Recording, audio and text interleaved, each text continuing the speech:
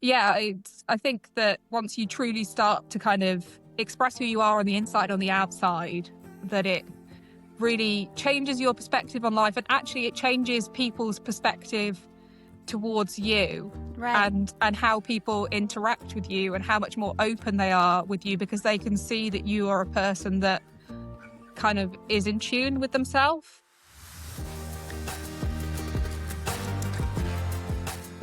Hello and welcome to Splitting Scenes. My name is Shannon and I am your host. So today's guest is Jess Powell.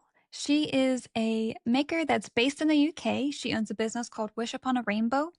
She's been a tester of mine for a couple of years now. She started testing for me with the Rosie. And when I first found her on Instagram, I was just so drawn in because she's so just wonderfully mindful of herself, her place in the world, and how that impacts others. And I just think it's one of those things that you can really see as just her authentic self. And even just the small snippets you see of her and her makes. The first time that she tested for me, she was so nervous and she sent me so many messages just making sure that the way in which she was going to communicate to me and like within the team was okay. And so that sort of mindfulness and care is something that I think translates into her business and just herself as a maker and a person. And I really just wanted to explore that more and have the opportunity to get to know her past a working relationship that I've had and more into just getting to know her as a person. And so I was really looking forward to this episode for that very reason. And so throughout this episode, I think that you get a sense of me just really enjoying this, process of getting to know her a little bit more deeply. But also, I really love the way that her mind works and the way that she runs her business. I really, really enjoyed that. I learned something new in this episode, which I always love to do. And yeah, we just had a really nice conversation. This is the longest episode that we've had so far, but what's funny is that we talked for about 5 minutes before this episode started, and then for like another 20 minutes after this episode ended. And really, we could have talked for longer. It was absolutely a treat. And so I hope that you enjoy getting to know Jess. And yeah, so here is the episode. Hey, Jess, welcome to the show. Hi, Shannon. I'm so pleased to be here. Yeah, I'm glad that you could make it. I know that you are in the midst of baking. We are just a couple days out from Christmas, and I know that you have a lot going on right now, but I appreciate you making the time. Absolutely. If you could see, I'm in my house at the moment, and if you could see my kitchen, I think it would send you in particular into a panic spin, because there's icing sugar everywhere, there's cookies everywhere, but yes, just before Christmas. So always a manic time for me over here. Yes, I promise that my house really only looks like my sewing room looks when the cleaners came, and then the next day it's a wreck as well. So don't worry, I would probably not be that scared in your kitchen. I'd probably be stuffing my face for sure. So in the midst of all this Christmas prep, I know that you just recently did some donations and stuff. And so before we get into the big meat and potatoes of the episode, I'd like for you to talk a little bit about that, because that was very recent and pretty cool. Yeah, so I do a little thing. My shop's called Wish Upon a Rainbow. So we call it Wish Upon a Christmas. And basically, I find people who perhaps wouldn't get a Christmas present. We get a lot of single mums. These are all just people who find me through Instagram. I don't actually ask for any kind of clarification. It's not through a charity. It's just through me. I get a lot of people who perhaps on their own don't have any family at Christmas, and they sign up through a Google form.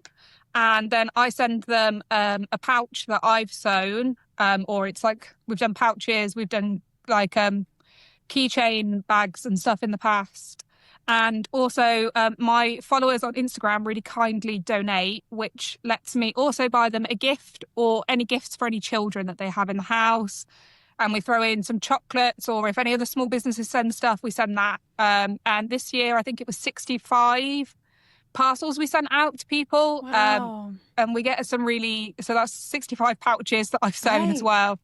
And yeah, we get some really lovely feedback from people who just really appreciate, like I get them to fill in as much about themselves as possible, so that I can make it a really personalized Yeah. care package. So the person really feels seen and like somebody, and I wrap them all really nicely and put bows on the parcels and like write a little note and everything, just so that the person knows that like at Christmas time when a lot of people can feel really alone or like people aren't considering them, that somebody has really taken the time to make them something personalized and sit and wrap it and think about them, Right. and so that they feel really considered. Because like I know, especially on TikTok this year, angel tree stuff has been wild, hasn't it? Like there's been so much about giving to children, but I think that adults also need a bit of that love Yeah. and attention. And also I think it's really important for people's children to see their parents being appreciated and loved. Like how often do mums get forgotten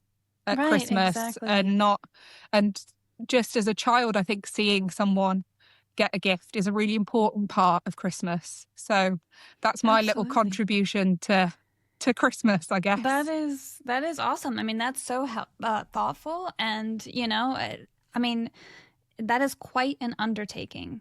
Oh, it's a So, logistical nightmare because everything's I wrapped bet. as well. So you can't quickly check in a box and be like, was it that pouch that I put in there? And I'm sure we'll Hmm. discuss it, that packing is already my least favorite part. I get so Mine. stressed about packing It's the orders, worst.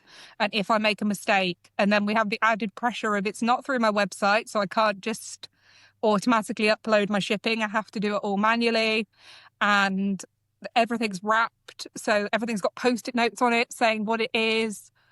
Yeah, so it is a big undertaking, but I would do it again every year, to be honest. Wow. I mean, it's one thing to just, send out a little gift card and say happy holidays to X amount of, strangers, and that's appreciated too. It's entirely another to hand make and curate, personalized gifts for 65 people. That is extremely admirable. And I wanted to start out the show with that because, when I explain you to people, I just the word that I use so much is that you're just so thoughtful. You're very thoughtful about your place in the world and other people's place in the world and how you impact them.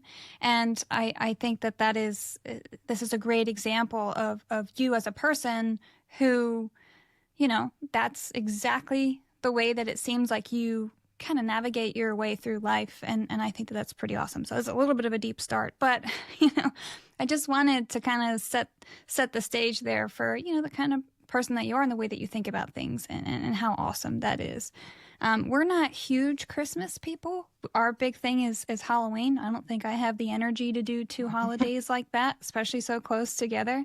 But the thing about you is that you have the holiday that you're taking this huge undertaking on, and it's absolutely about everybody else, and you're doing it for them, and I think that that's amazing. So, Oh, thank you.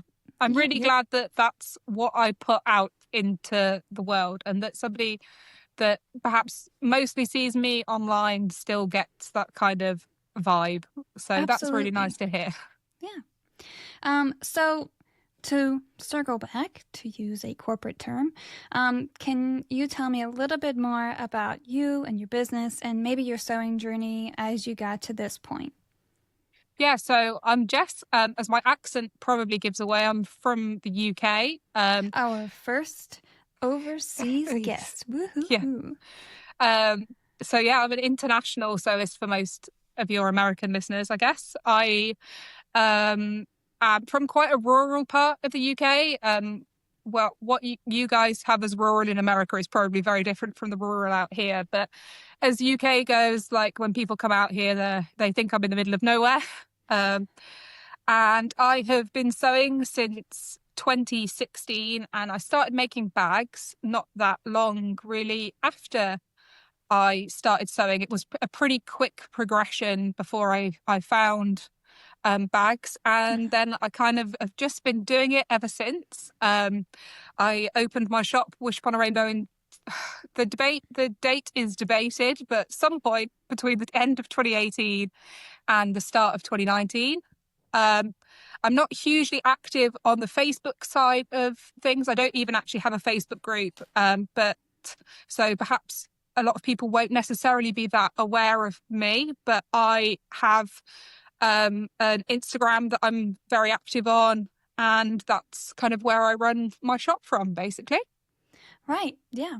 And so that's actually a very similar timeline to me. I started sewing around 2017. Actually, it was I don't remember, mid 2016, late 2016. I don't remember. It's some point between 2016 and 2017. But then I opened my business January 2019, but I had started sewing bags at some point in 2018. So very similar time frame as well. And so I have to imagine, that not only do you have your sewing journey was so different than mine, even though we're on similar timelines, because even though same timeline, I'm in the US, right? And you're in the UK. So there's a whole different change of cultures and what's available to you. But also the sewing community has changed so much since we started. And so can you talk a little bit about the differences that you've experienced or that you believe to exist between, us as similar timelines, but completely different paths? Yeah, so how does the UK kind of differ? Sewing definitely isn't as big a thing out here, even though we have the sewing bee, which I'm pretty sure you guys have it out there to watch. I think a lot of Yes. people watch the sewing bee. I don't watch the sewing bee. I I'll don't confess either, but right I now. know it exists. I say it feels like a busman's holiday, which I don't know if that's a phrase you use in America, but a Mm-mm. busman's holiday is basically like when if a busman went on holiday on a bus tour. So like Oh, okay. doing for relaxing what you do for work. So I don't Mm-hmm. watch the sewing bee. Um, but so bag making in particular is really not quite as prevalent in the UK as it is in the US. There's probably like a much smaller community. The community is far less focused around custom fabrics or custom hardware. Like I know our community, as in mine and yours, is very much, a lot of the posts we'll see on like Lauren's Sew Whatever or Mm-hmm. on your group, it's all custom fabric. Yeah, And fandom based. yeah, they're very much not that in the UK. Like you would very rarely see a fandom inspired bag. There are only like a handful of makers that I can actively think of, and that doesn't mean they don't exist in the UK that are doing kind of fandom inspired or using custom prints. And yeah, so there is quite an active community of people, but it's a very different community to the community that I consider myself to kind of be a Mm-hmm. part of, which is more of the custom fabric community. We have far less access to a lot of Yeah. hardware and materials. I would say I'm worried I'm going to say this, and then lots of British people are going to come on and say, "Yeah, no, we have loads of stuff. We have loads of stuff," and we do, and it's so much better than when I'm started. We have like Country Cow Designs who Mm-hmm. st have an amazing range of zippers and hardware, Misfits fabric. There's quite a lot of, especially over the last 3 or 4 years, Yeah. selling a much better range. Like when I started, there was only one place you could get rainbow hardware in the UK up until like 2020, I think. Um, so a lot of the stuff I just got shipped over from America, basically, Yeah. because there was such a shortage of things. And Right. I don't think it helped, but when I started sewing and I found bag making through my local fabric shop, where Really? I moved to in Lincoln, which is an area of the UK. And that through that shop, they ran classes and things. And I never actually went to any of those classes, but one of the people who was running the classes herself was really into bag making. And particularly the noodle head patterns it was at the time. And so in the shop, they actually had quite a good range of interfacings and hardware, but it was like that really thin hardware. I don't know if you Yeah, know yeah, yeah. when I But started, that was all I was using. That like, I don't know what and thickness it is. that's what is essentially available through bigger retailers. It's Yeah. really only the smaller shops that started offering the thicker, like more kind of beefy hardware. Yeah, so that was pretty much all that was available to accessible, and the zips were just kind of like the zips that you'd put in a dress Mm-hmm. essentially, Mm-hmm. or metal teethed Yeah. zips and things. And through that I was kind of like, oh, we'll have a go at this, I guess. And for some reason, back in 2017, I didn't even consider that YouTube or Facebook was a resource available to me to use to learn to sew. I just kind of thought, well, just have to give it a go and hope for the best from the patterns, basically, and Yeah. from trial and error. And I don't think I actually watched a YouTube video on how to use a bag or do a technique until probably 2020, I want to embarrassingly say, just because I didn't even really consider it a Yeah. resource that was available to me. And I don't even know why, looking back, because it's, Well, I think that there's some of us who kind of missed the boat on YouTube a little bit, depending on when it kind of blew up in your life. At the time when YouTube like really blew up for me, it was like, I guess 2008, 2009, 2010, that time frame. And I was a full-time student. I had a full-time job and I was out with my friends every weekend. I'm not sitting at home watching YouTube videos, yeah. So for me, I don't even engage in YouTube that much except for a few creators now. So, and I've never once been one to watch a video tutorial either. So I think it's just maybe either the way that our brains work a little bit or just kind of the way in which you utilize YouTube, truly. Yeah, so I would just sit down and read the patterns and try, and patterns that I was using to learn back then were like, if we compare one of your latest patterns, which is probably 80 pages, I think, that we've done, and these were probably 12.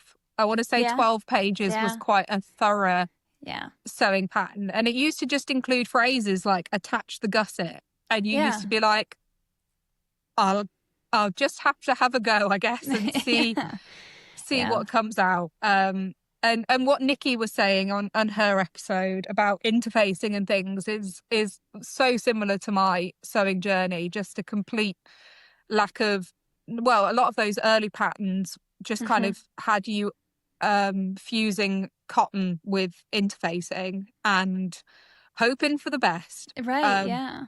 Because it's like kind of the whole like Vera Bradley. That's the one with the quilted. Yeah, that's kind of like that esque, but lacking all the quilting and stuff. And Yeah. and I think it was like kind of trying to go for that vibe because that was also still fairly popular then, but kind of missed the mark. And I think all of us kind of come to that same realization with time, and then we learn the new as we experience it. We learn what works and what doesn't.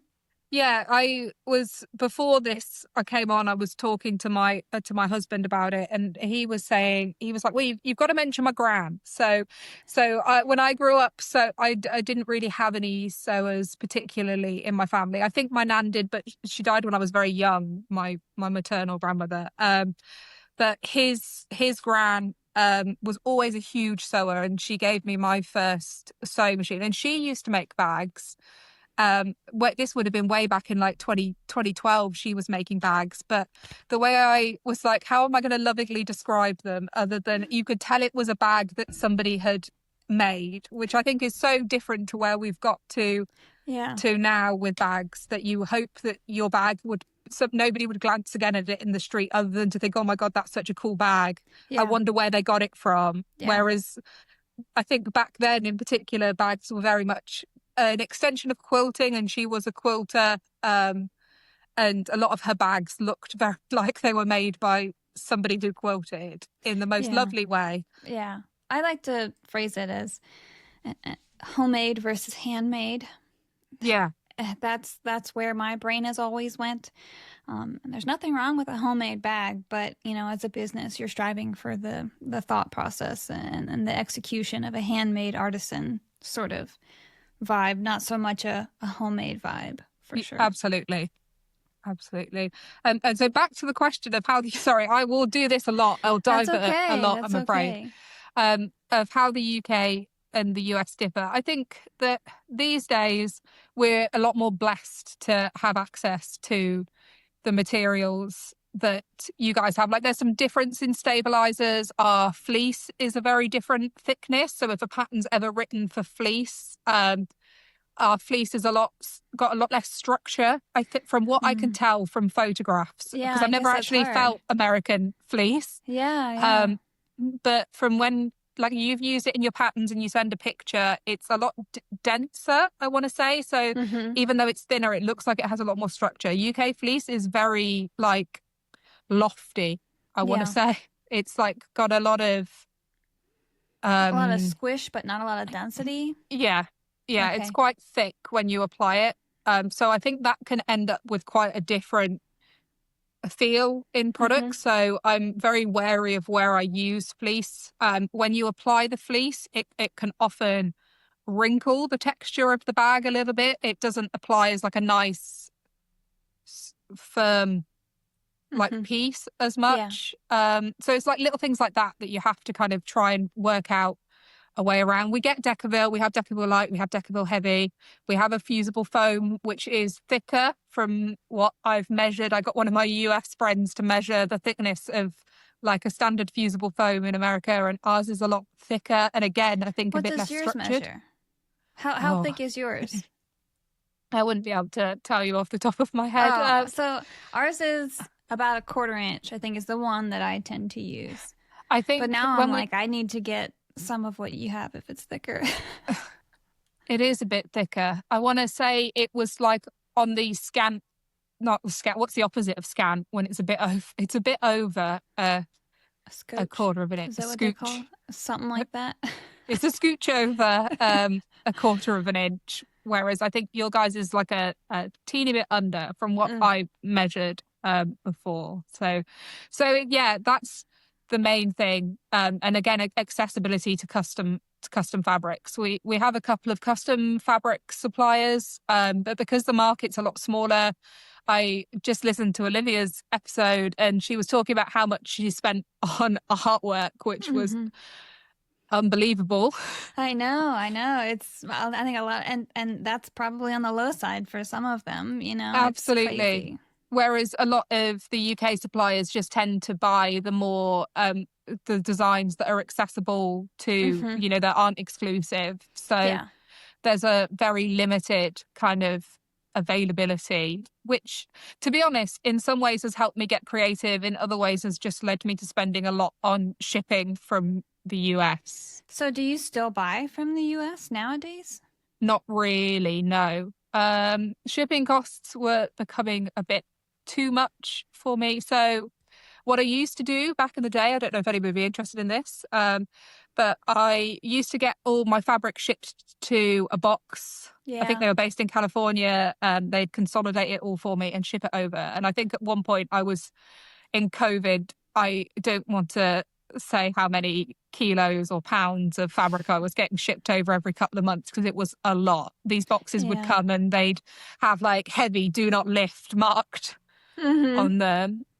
These Yeah. days, I am either using up my supply already. I'm a lot better at not just buying things Hmm. anymore, or I actually get stuff manufactured myself in China directly from the manufacturers a lot now. Really, really. Well, that's nice. I'm assuming though that when you do that, you have to buy obviously in bulk. They're more than likely. So with the hardware, yes, I have enough. I think I counted that I have 15,000 zipper pods, Chewy. which is too many zipper pulls for me to ever get through. But I do run out of designs sometimes. Um, and fabric, one of the custom, I don't think she'll want me to say her name, but one of the custom fabric design suppliers in the US always helps me out. She's amazing. if she's listening, she'll know who she is. And she hit me up with her manufacturer who, for fabric, I have like a minimum order quantity of 1 yard, and for vinyl it's 5 yards, but I get around that by putting multiple, Yeah. I'll get thin strips of Mm-hmm. 4 on so they'll get like long thin strips essentially Yeah. of vinyl. Do you just have it printed, or do you have it printed to the pattern piece? Like, do you have the pattern piece like to Yeah. essentially a cut and sew, or do you just have the image repeated? So if I just buy like a design, I'll just get that printed as seamless. And with all the fabric, I just get it printed as seamless. I like being able to that was one of the other things I was struggling with, was like I produce quite a lot of bags a year. I think last year, if you include pouches, it was 570 items I sewed last year. Um, so I like to and people see a bag and they want it and they want it and they want it. Like 10 people want it, and Mm-hmm. constantly running out of, and the limited supply of pre-order just was really limiting what I could to be my ability to give people what they wanted. Yeah. So for me, a lot of my problem solving has been to come up with how I can produce the same bag 20 times, because Right. that's what people want from me. They don't necessarily want a new thing. They wanted that bag they saw last week. So yeah, the other thing that I do is when I get my vinyl printed, I work with an amazing artist in the UK. Her name's Amy. She runs a print company she's a tattoo artist who also runs a print company called Dear Heart Print Co. And she has worked with me, and we've made kind of exclusive designs. That she has designed panels basically, and the way we work now is she designs a panel which has a lot of background space on it, which I can then fit and get printed in all of the different bag sizes. So when it comes, it literally looks like a roll with like a rosy front panel on it, like a backpack front panel on it. I think a Tuesday tote, I do a lot of those with them on, front panel on, and they're just made to the size that I will literally just cut and sew that front panel out of the vinyl. And the other reason I really like that is because I know what the quality of that vinyl is going to be, and how that vinyl will perform, and what it can do and what it can't do. Because I think we've all been there where we've bought a roll of custom vinyl and either got it under the machine and it's not behaved how we wanted to, or seen someone wearing the bag for a couple of weeks and the design's rubbed off loads, or it started to tear a little bit on places where it's under a lot of stress. And the quality is all over the place. And that's why I don't buy it anymore. I hate to say, even though there are shops that I love it, if it's printed on top of the vinyl, I just don't do it anymore. And debossed is fine, but even some of the debossed, like my husband, I made him rosy without the front panel, and on the edges of his D-ring connector, that faux suede started wearing off, and I'm like, it's not even printed. It's disappointing. So as a little tip and a trick of the trade, well, one of the things I've come up with to avoid that problem is I still use a lot of cotton woven. Like I have so much of it, I couldn't just abandon it. Like I know vinyl is the way forward for a lot of people, but I've just worked out how to interface it better and where it will work on a bag, and I still use an awful lot of cotton woven. I find it super hard wearing. I just interface it twice. I just always, if a pattern's got cotton woven on it, I always just put two layers of cotton interfacing on it, at least. I've been known to put 3 on sometimes. And depends on the bag, but and I just find it works really well. And my other one is that I can never remember how to say it, Giordani, the edge painters. If you buy directly from them, they do an amazing product called, I don't know if this counts as technical advice or not, but I'm going to give it away, is that they do a product called Top Coat. And what I do is I paint my vinyl in Top Coat before I use it. All so of it? I have so a you little. buy it by the bucket? You can buy these big things like that. This Do you big roll like it tool. on? I have like a little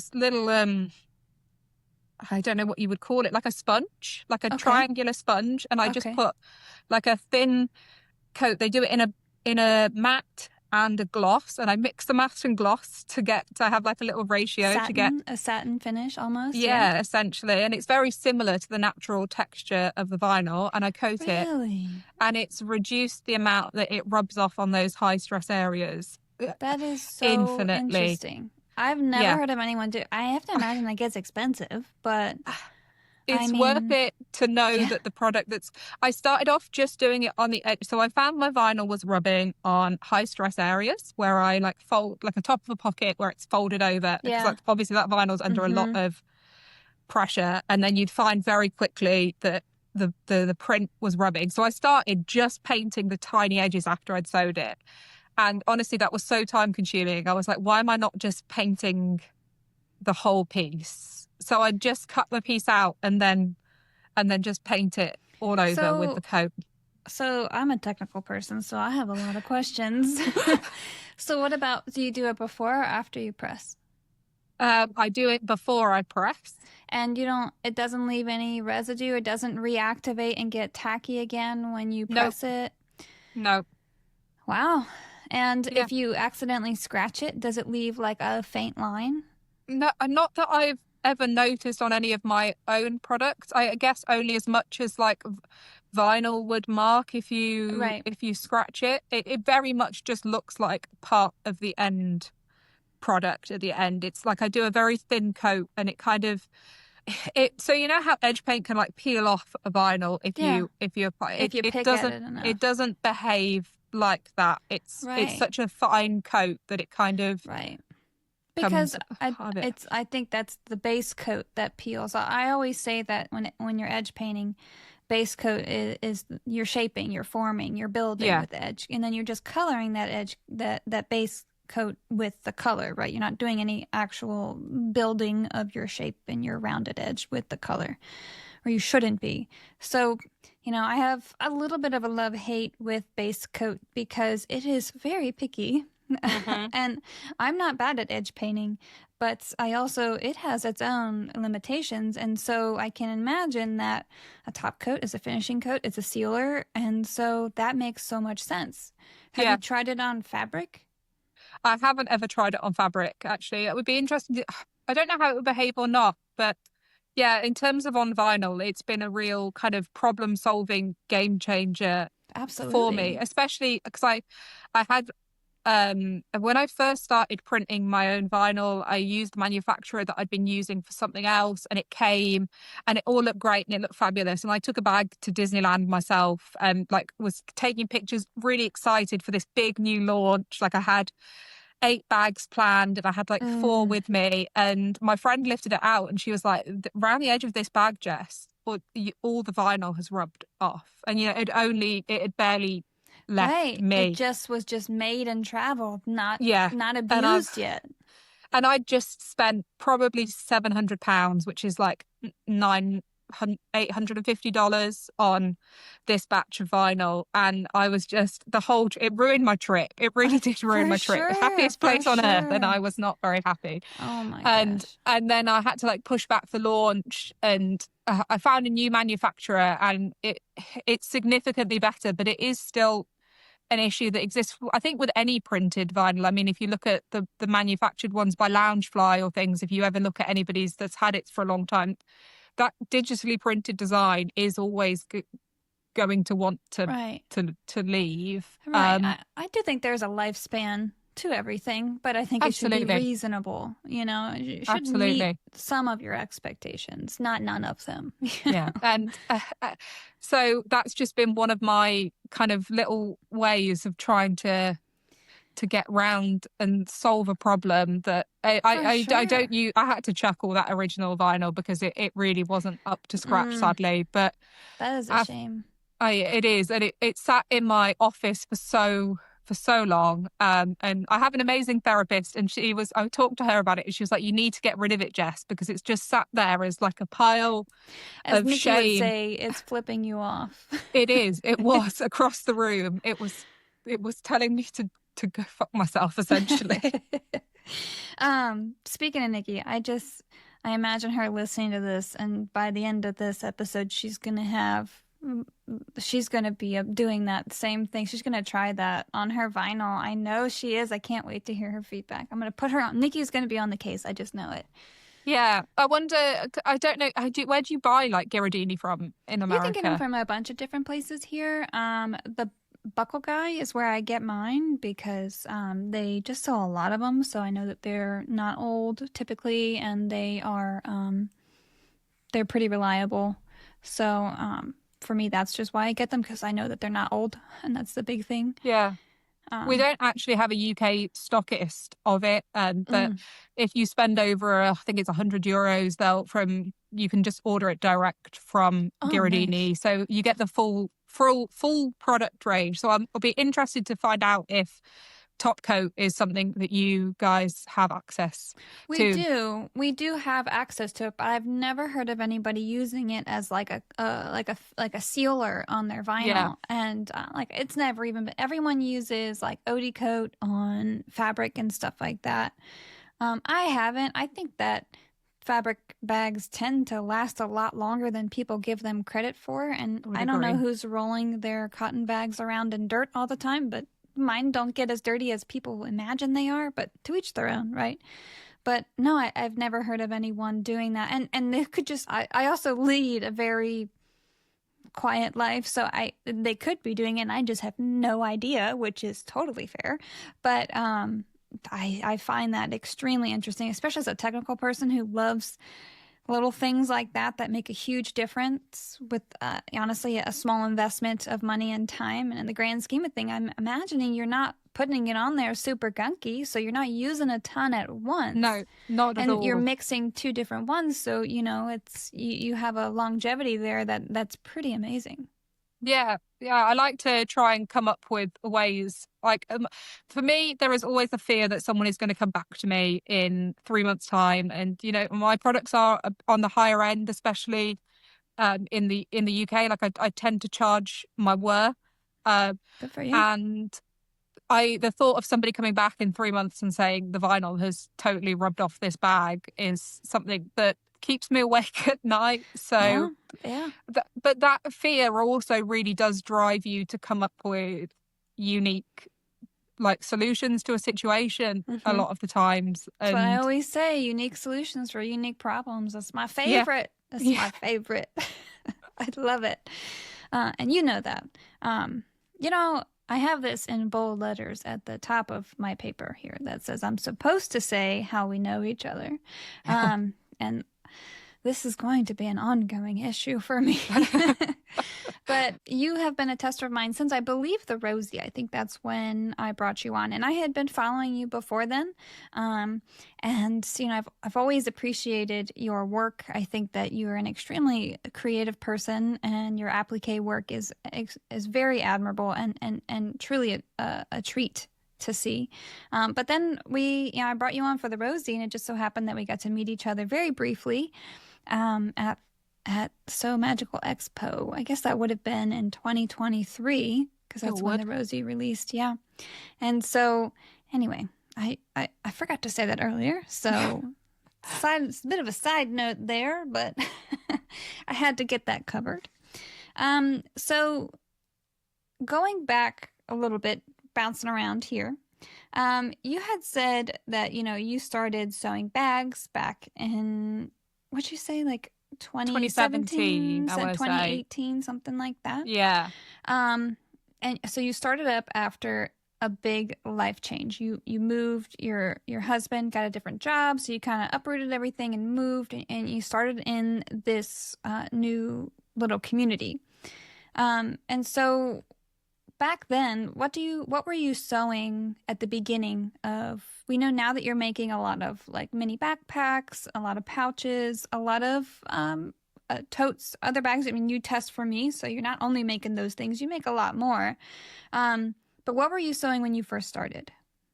So yeah, so we moved because my husband got a PhD in Lincoln, so I went straight from university, and like a lot of friends around me all the time to a totally different place. And I was 20, I want to say I was 21 or 22 at the time, and being like in a completely different place was a shock to the system. And it's very hard to make friends at that kind of age at places, really. So I Mm-hmm. found as I said, I found a fabric shop, and obviously, where does everybody start? Sewing clothes was my Mm-hmm. initial kind of That's what I did too.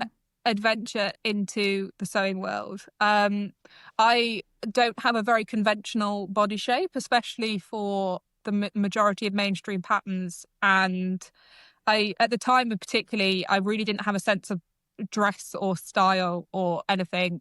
At the time, I did not have pink hair. I did not wear brightly colored clothes.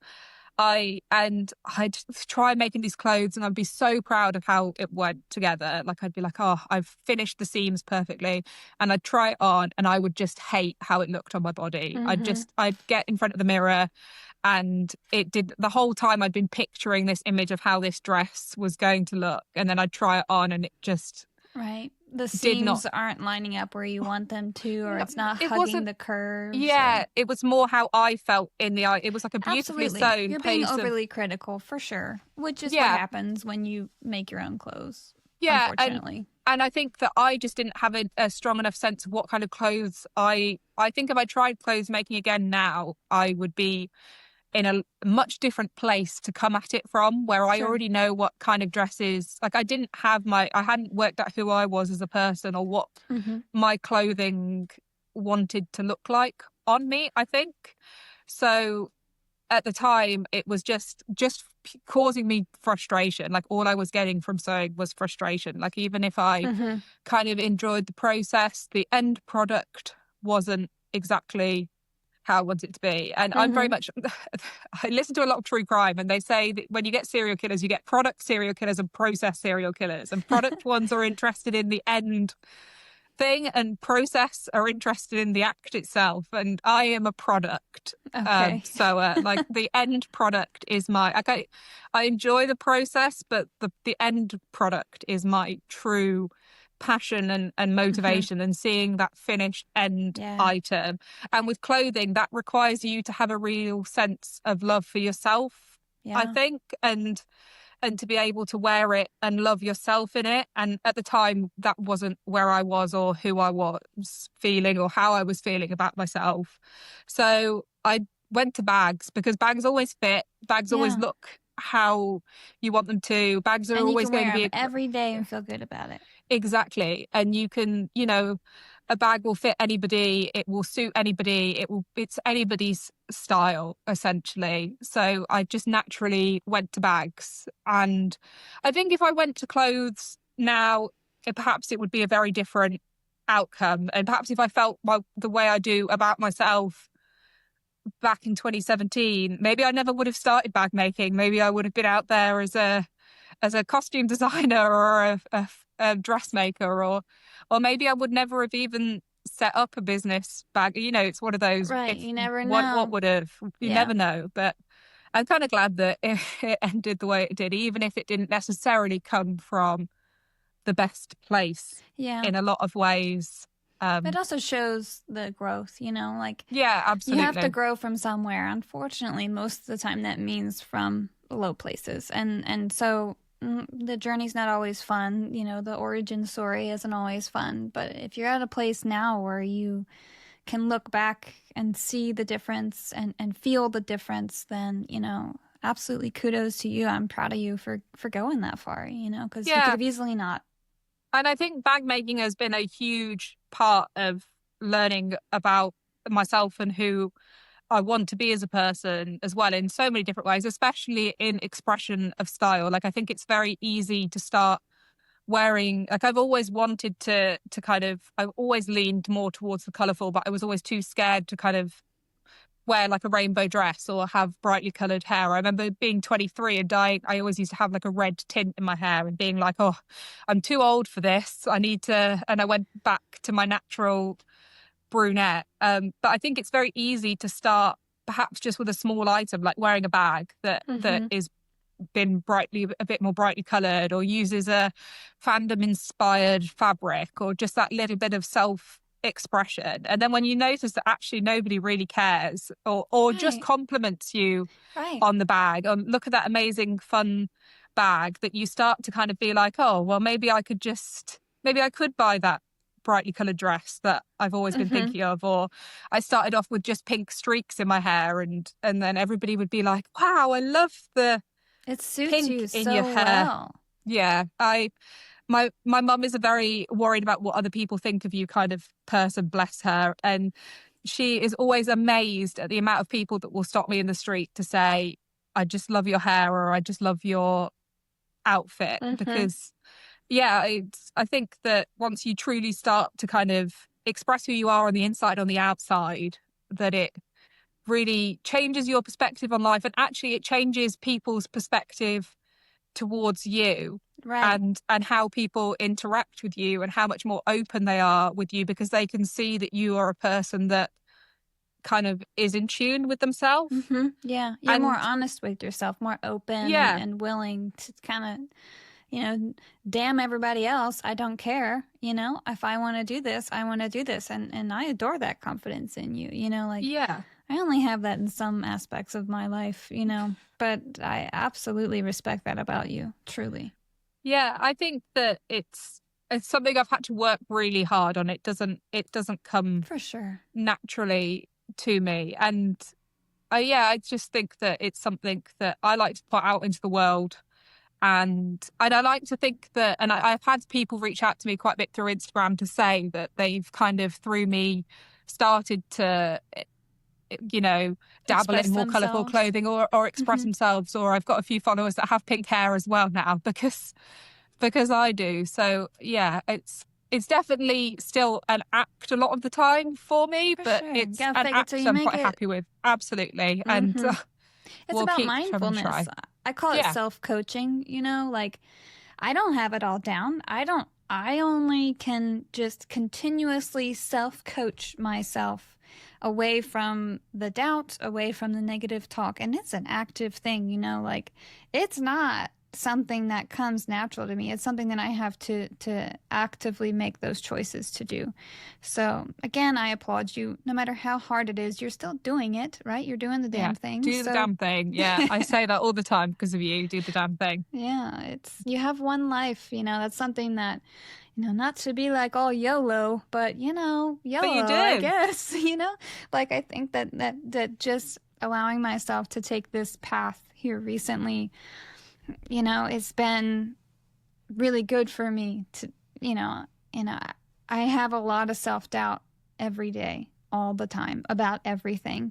But this one, really was like, okay, but you can still do it. And you'd think that I would have learned that by now, but it wasn't. I still barely know it. It's an active thing. I'm always trying to make it easier on myself, and it doesn't always happen. But it's so wonderful to know people who just are very comfortably themselves, and to know that I'll get there one day, hopefully.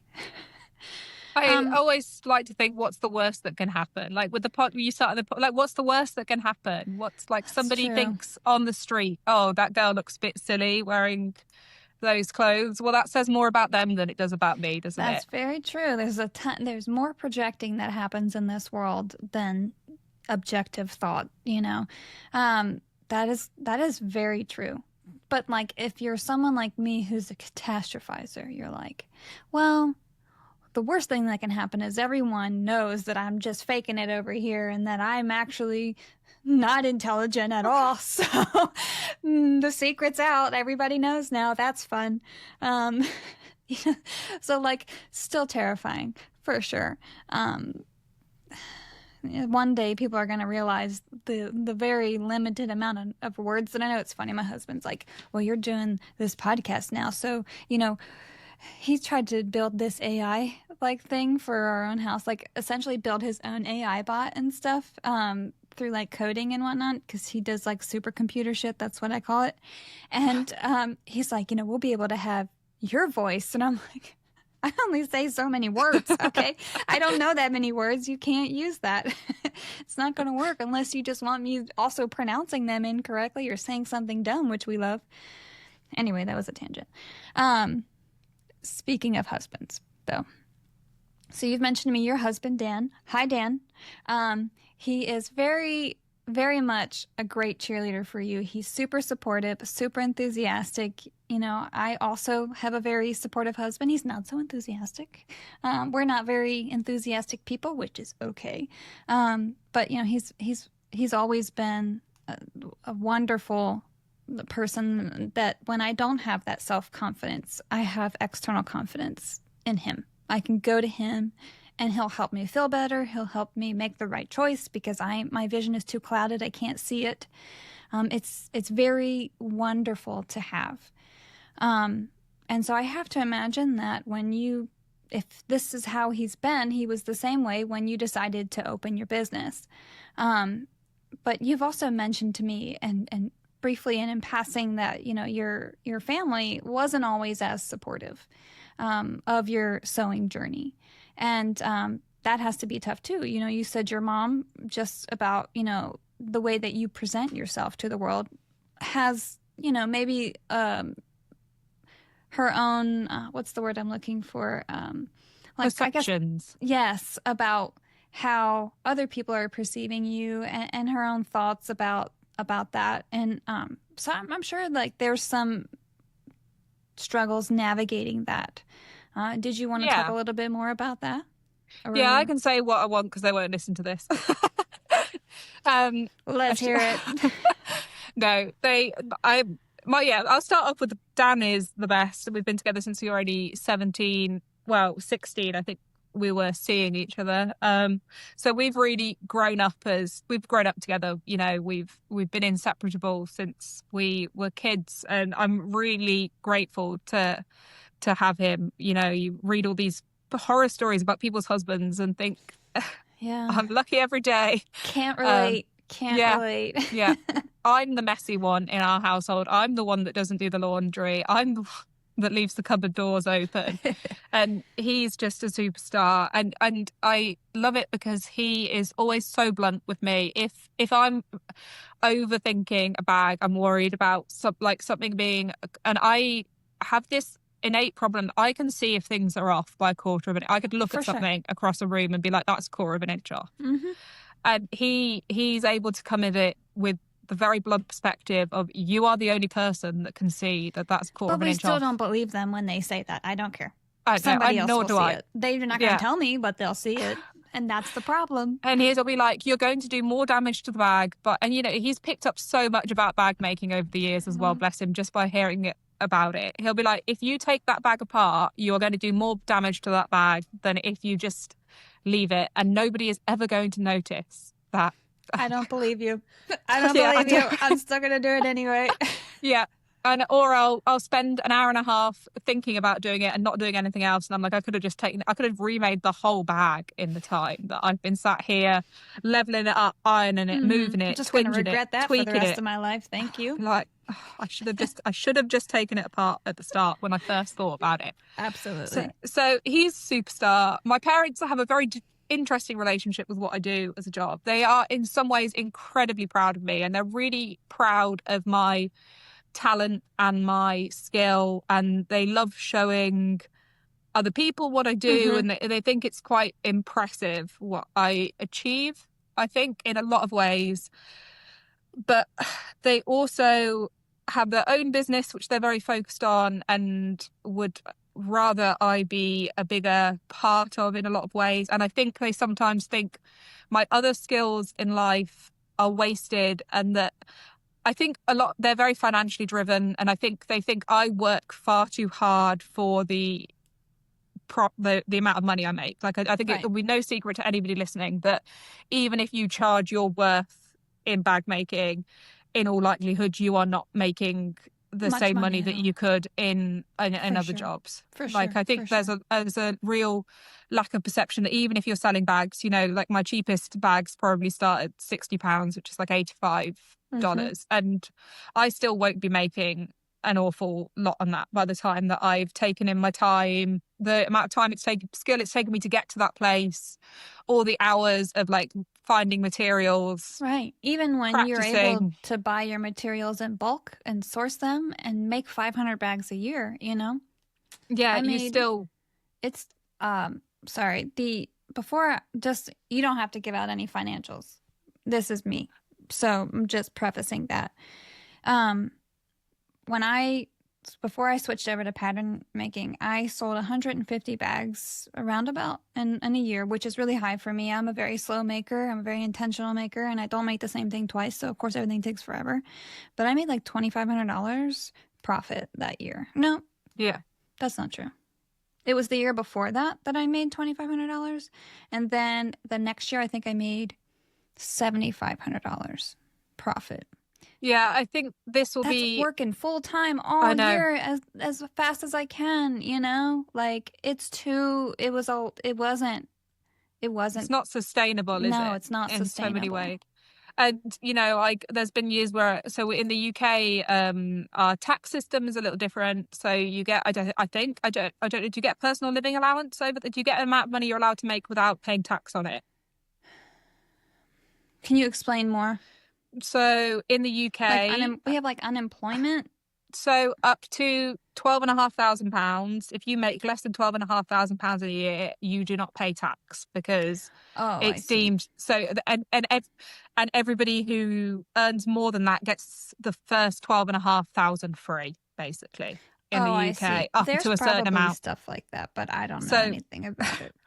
so I wouldn't know the full details. For sure. But there's been many years where I haven't had to pay any tax, which means that like Yeah, throughout you the made whole less year, than I that. haven't made £12,500, which I'm sure if any of my followers from Instagram are following me will be wildly shocked to hear that. Right. But there's so much like reinvestment that goes into things. I'm not profit driven. What drives me is the thought that people want stuff that I can't make for them. That's what drives me to Yeah. make 500 bags a year. It isn't vast amounts of profit. But for me, it's never been like financially motivated. And to bring it back to the question, that's Yeah. something that both concerns my parents slightly, I think, and also is just a very foreign concept to them. Like if you are somebody that's always striving for how you can cut costs and make more money, when you come across somebody that's more creatively driven and is focused on like a high quality end product, customer satisfaction, and perhaps sometimes to a fault,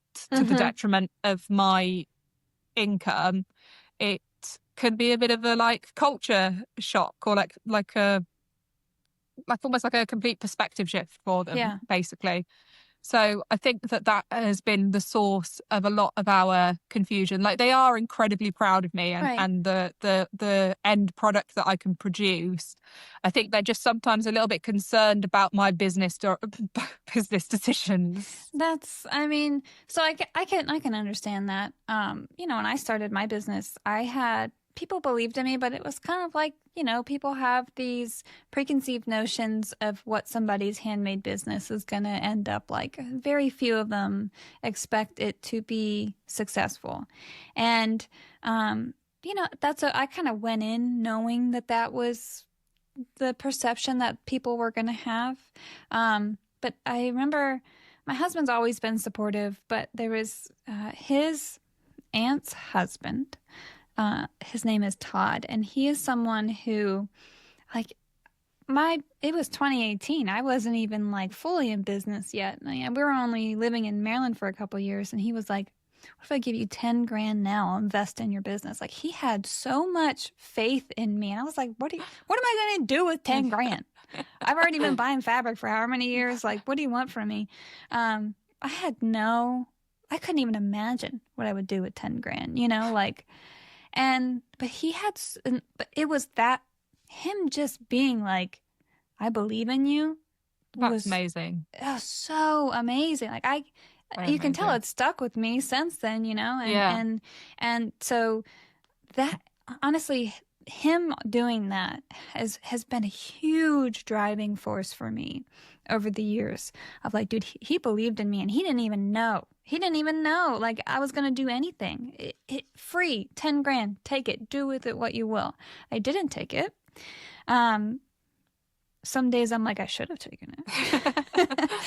But, you know, so I have to also imagine if that was so impactful for me, you know, but this was my husband's aunt's husband. And I'm not saying that everybody else didn't believe in me at the same time, but he really expressed that, and it's so impactful. So sometimes I can also imagine that the reverse of that, the doubt that is expressed, can be very detrimental to motivation as well.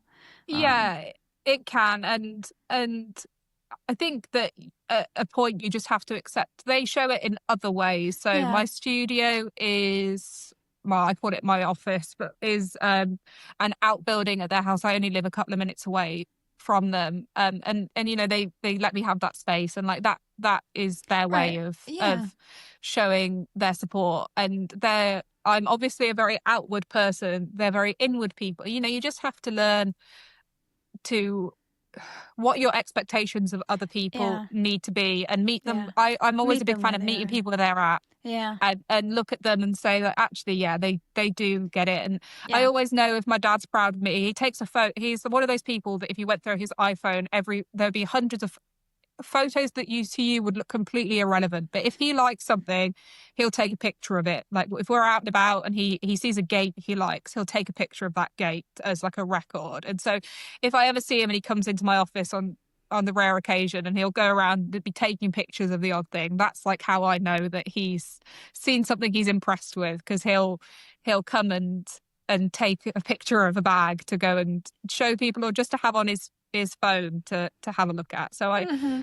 and you just have to not have the same expectations from other people that you have from yourself. For Like, is that sure. how I would show my Right. love and Projecting. support for someone? No, it isn't. But is that how he's showing his love and support for me? Yes, I suppose it is. And I'm a lot more at peace with that now than I was like 5 years ago. Well, especially with your own personal growth too.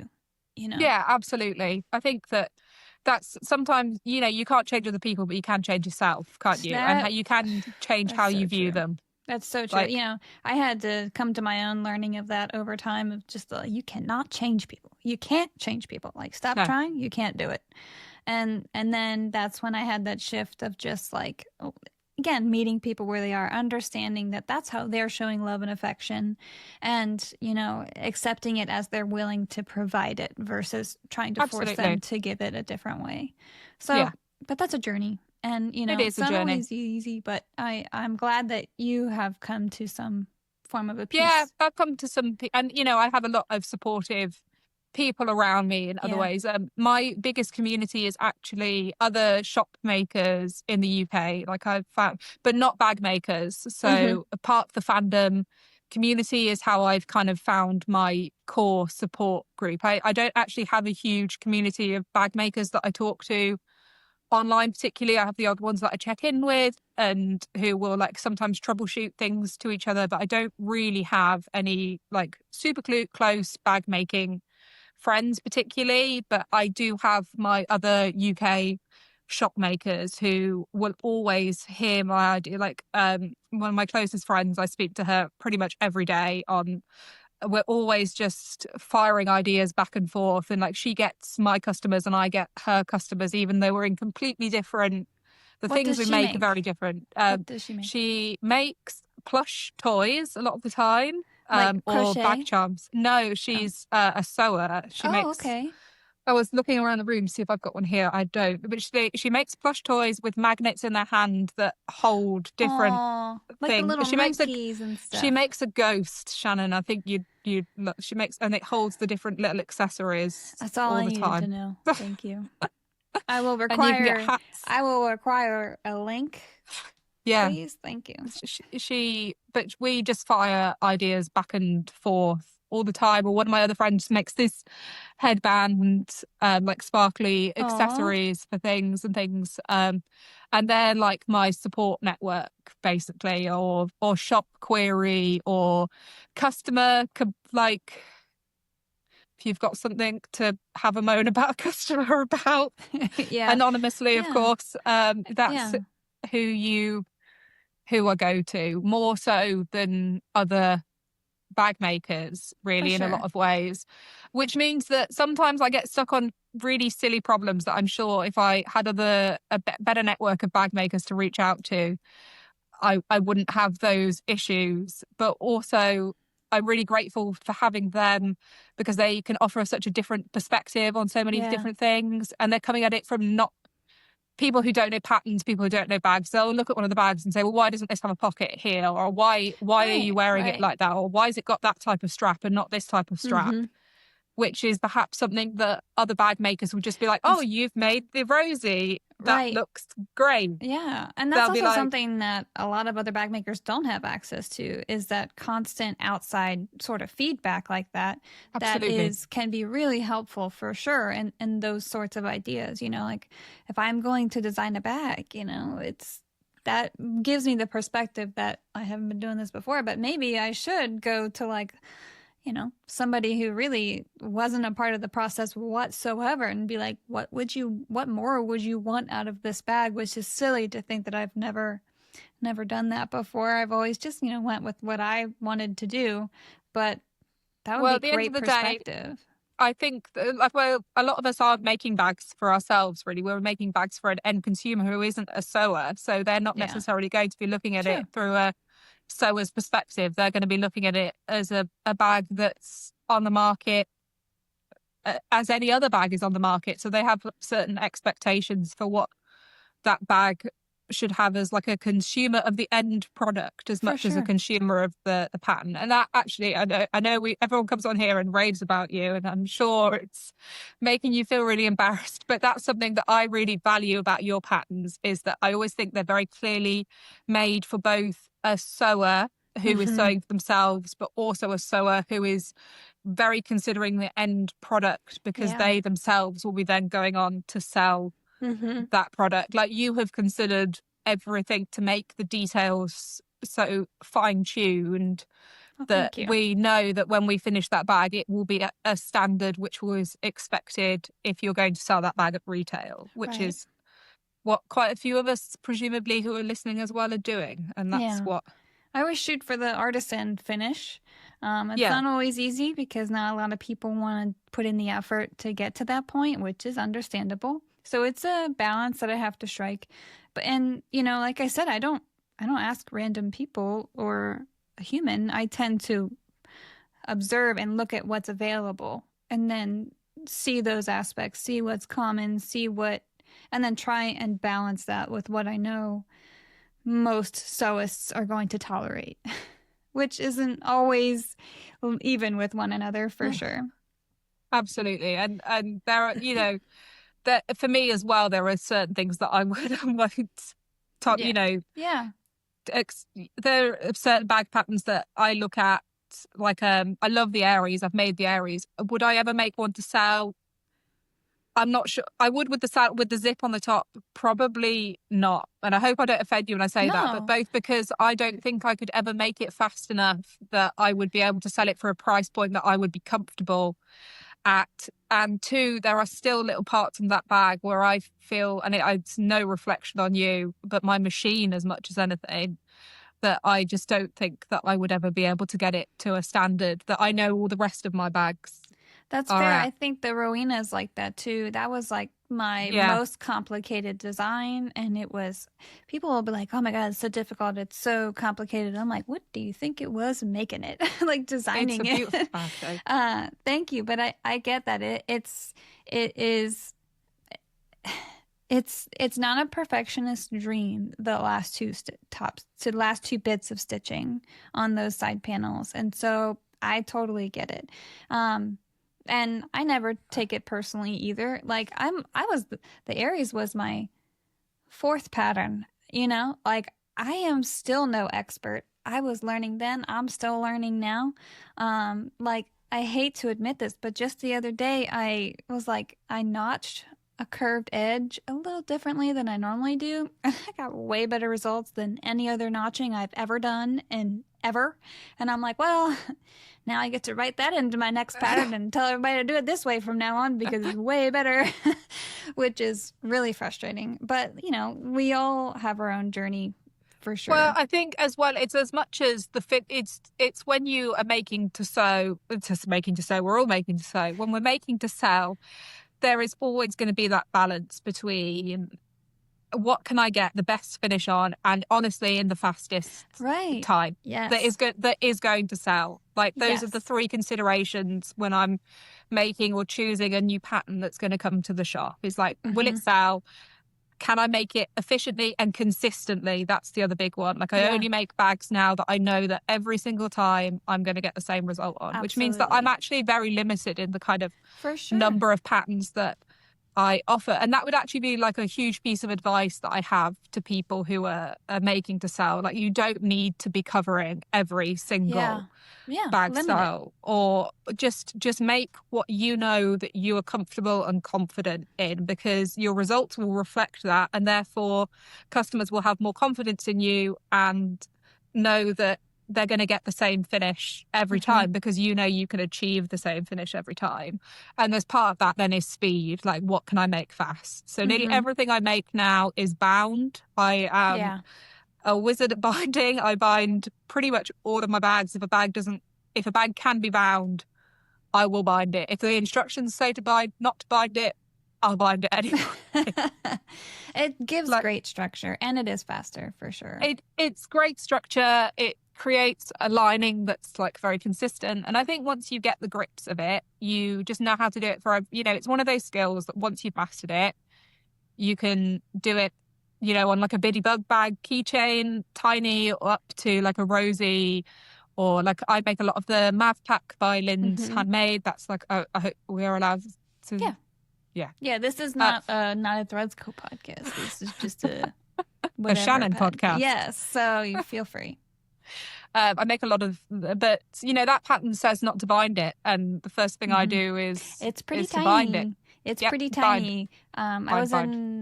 She taught it at one of the wizardry getaways that I was at, and I was like, my poor hands would never. I have limited grip strength over time, and so something like turning is like pretty painful after like 10 seconds, and so it's a great size and people love it, but binding is definitely it's my the easier way. Probably the pattern I sell the most of that, and it hit at 120%. But so you make it a little bit bigger. Yeah, that's my most common seller. Probably is like a Mav at 120%. But yeah, so I just have really wound down the number of patterns that I offer, and I don't make anything that doesn't fill me with a lot of joy anymore. Like if a pattern causes me a lot of headaches, it's gone. Which means that a lot of the time I do tend to veer towards more simplistic patterns. But then we've mentioned the applique already. Like if I'm making a bag that doesn't take me hours and hours and hours to make, then it frees up my time and my energy to get creative with it. And a lot of the time the simpler patterns have a bigger frontage or a bigger design space, as I would say, like more area to get creative. Like I love that front panel on the Rosie, or like a Mav or a tote, or the Catalina by Aura Rosa, like a big flat front, which to a lot of people can look quite bland. To me, I see as a design space. Yeah, it's a canvas, a blank canvas for sure. What can we get in there? But also, if you're ordering custom panels and you're ordering custom sizes and you're trying to kind of buying these things in bulk, if you're varying all the patterns that you make, you're going to need a boatload of different hardware and designs and sizes and things like that. So it makes sense from, the way that you're running your business, and really when you're revolving around your custom vinyl, that's the big part, is that you are narrowing down just the scope of items that you need for any given make, which is a really smart choice in my opinion. My office would not tell the same story, but I appreciate the sentiment. I agree. Other than I have a lot of supplies. Like I'm one of those people that has to, if I have a creative idea, I want to just be able to go and make it in, like I have zips in every color, vinyl in every color, because if the idea of wanting to go and do something and then not having the stuff is a real stress point for me. So I just always have everything in stock all the time. So in theory, yes, I would result in a more curated collection of things. And that is what I try and aim for. However, in reality, it is very much not the case. That's fair. And So You touched a lot of like your community is essentially online for the most part. And so you're really active on your Instagram. I haven't really been on TikTok for like the last year and a half.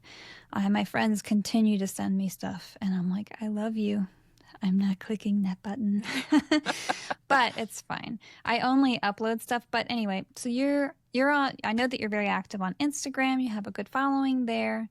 But that's something that a lot of us struggle with is kind of finding our personality in this kind of social media atmosphere that we live in and our business is based in. Like, I don't really know any small business that is not essentially based. A small handmade business is not essentially based in social media. It's really tough to put yourself out there and to figure out which version of yourself that you're putting out there.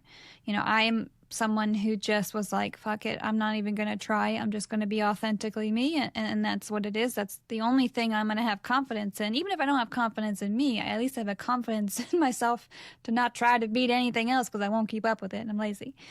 But you know, you seem to have found that for yourself too, that authenticity, that positivity, that, you know, at least that's what it seems like from my end of things. And so can you tell us a little bit more about, you know, how you kind of found your way into that kind of comfortable place that you seem to be in with your kind of online presence?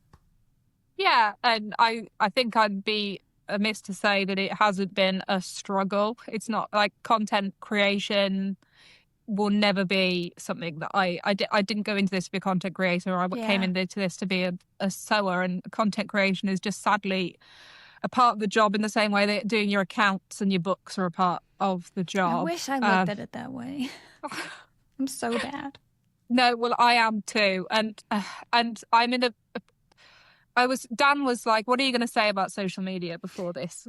And I was like, oh, I don't even know. Because I have such a love-hate relationship Yeah. with social media. And honest to God, I have the best followers ever. Like, people talk about hate comments. I don't think I've ever had one. I don't think I've ever had That's anybody my say, experience too. Is that like, like I've essentially like on TikTok, people are like, oh, you know, people are mean on TikTok. No, the only people that were mean were salty because they didn't get to buy, and I'm okay yeah, with that. that's the only real kind of potential negativity that Hmm. I've ever really had is like people annoyed or asking if I've limited stuff on purpose and things. No, I'm limited. I Right, am limiting right, stuff because I right. can't kill myself. Hmm. Um, so I think that helps. I've always been very focused on slow organic growth. Like it would Hmm. always be better to have 10 followers that are there every day, commenting, interacting, being on your team than 100 people that are just going to scroll on past your post and not Right, interested engaging in the community that you're kind of putting out there. right. Like a And following versus just followers. Like, you exactly, know. yeah. And for me, I think I really saw a shift when I started to focus myself as part of the brand. Hmm. So like I am integral to my social media. You can't, I think half of the posts these days probably have me with a bag in it as Hmm. opposed to just the bag on its own. Like a lot of my shots are modeled partially because I just find it easier to take a picture of a bag in use. And secondly, I actually find that they get so much more engagement than if I just Hmm. were to post a picture of a bag. Like people want to see how it's used, how it Yeah. looks on a person,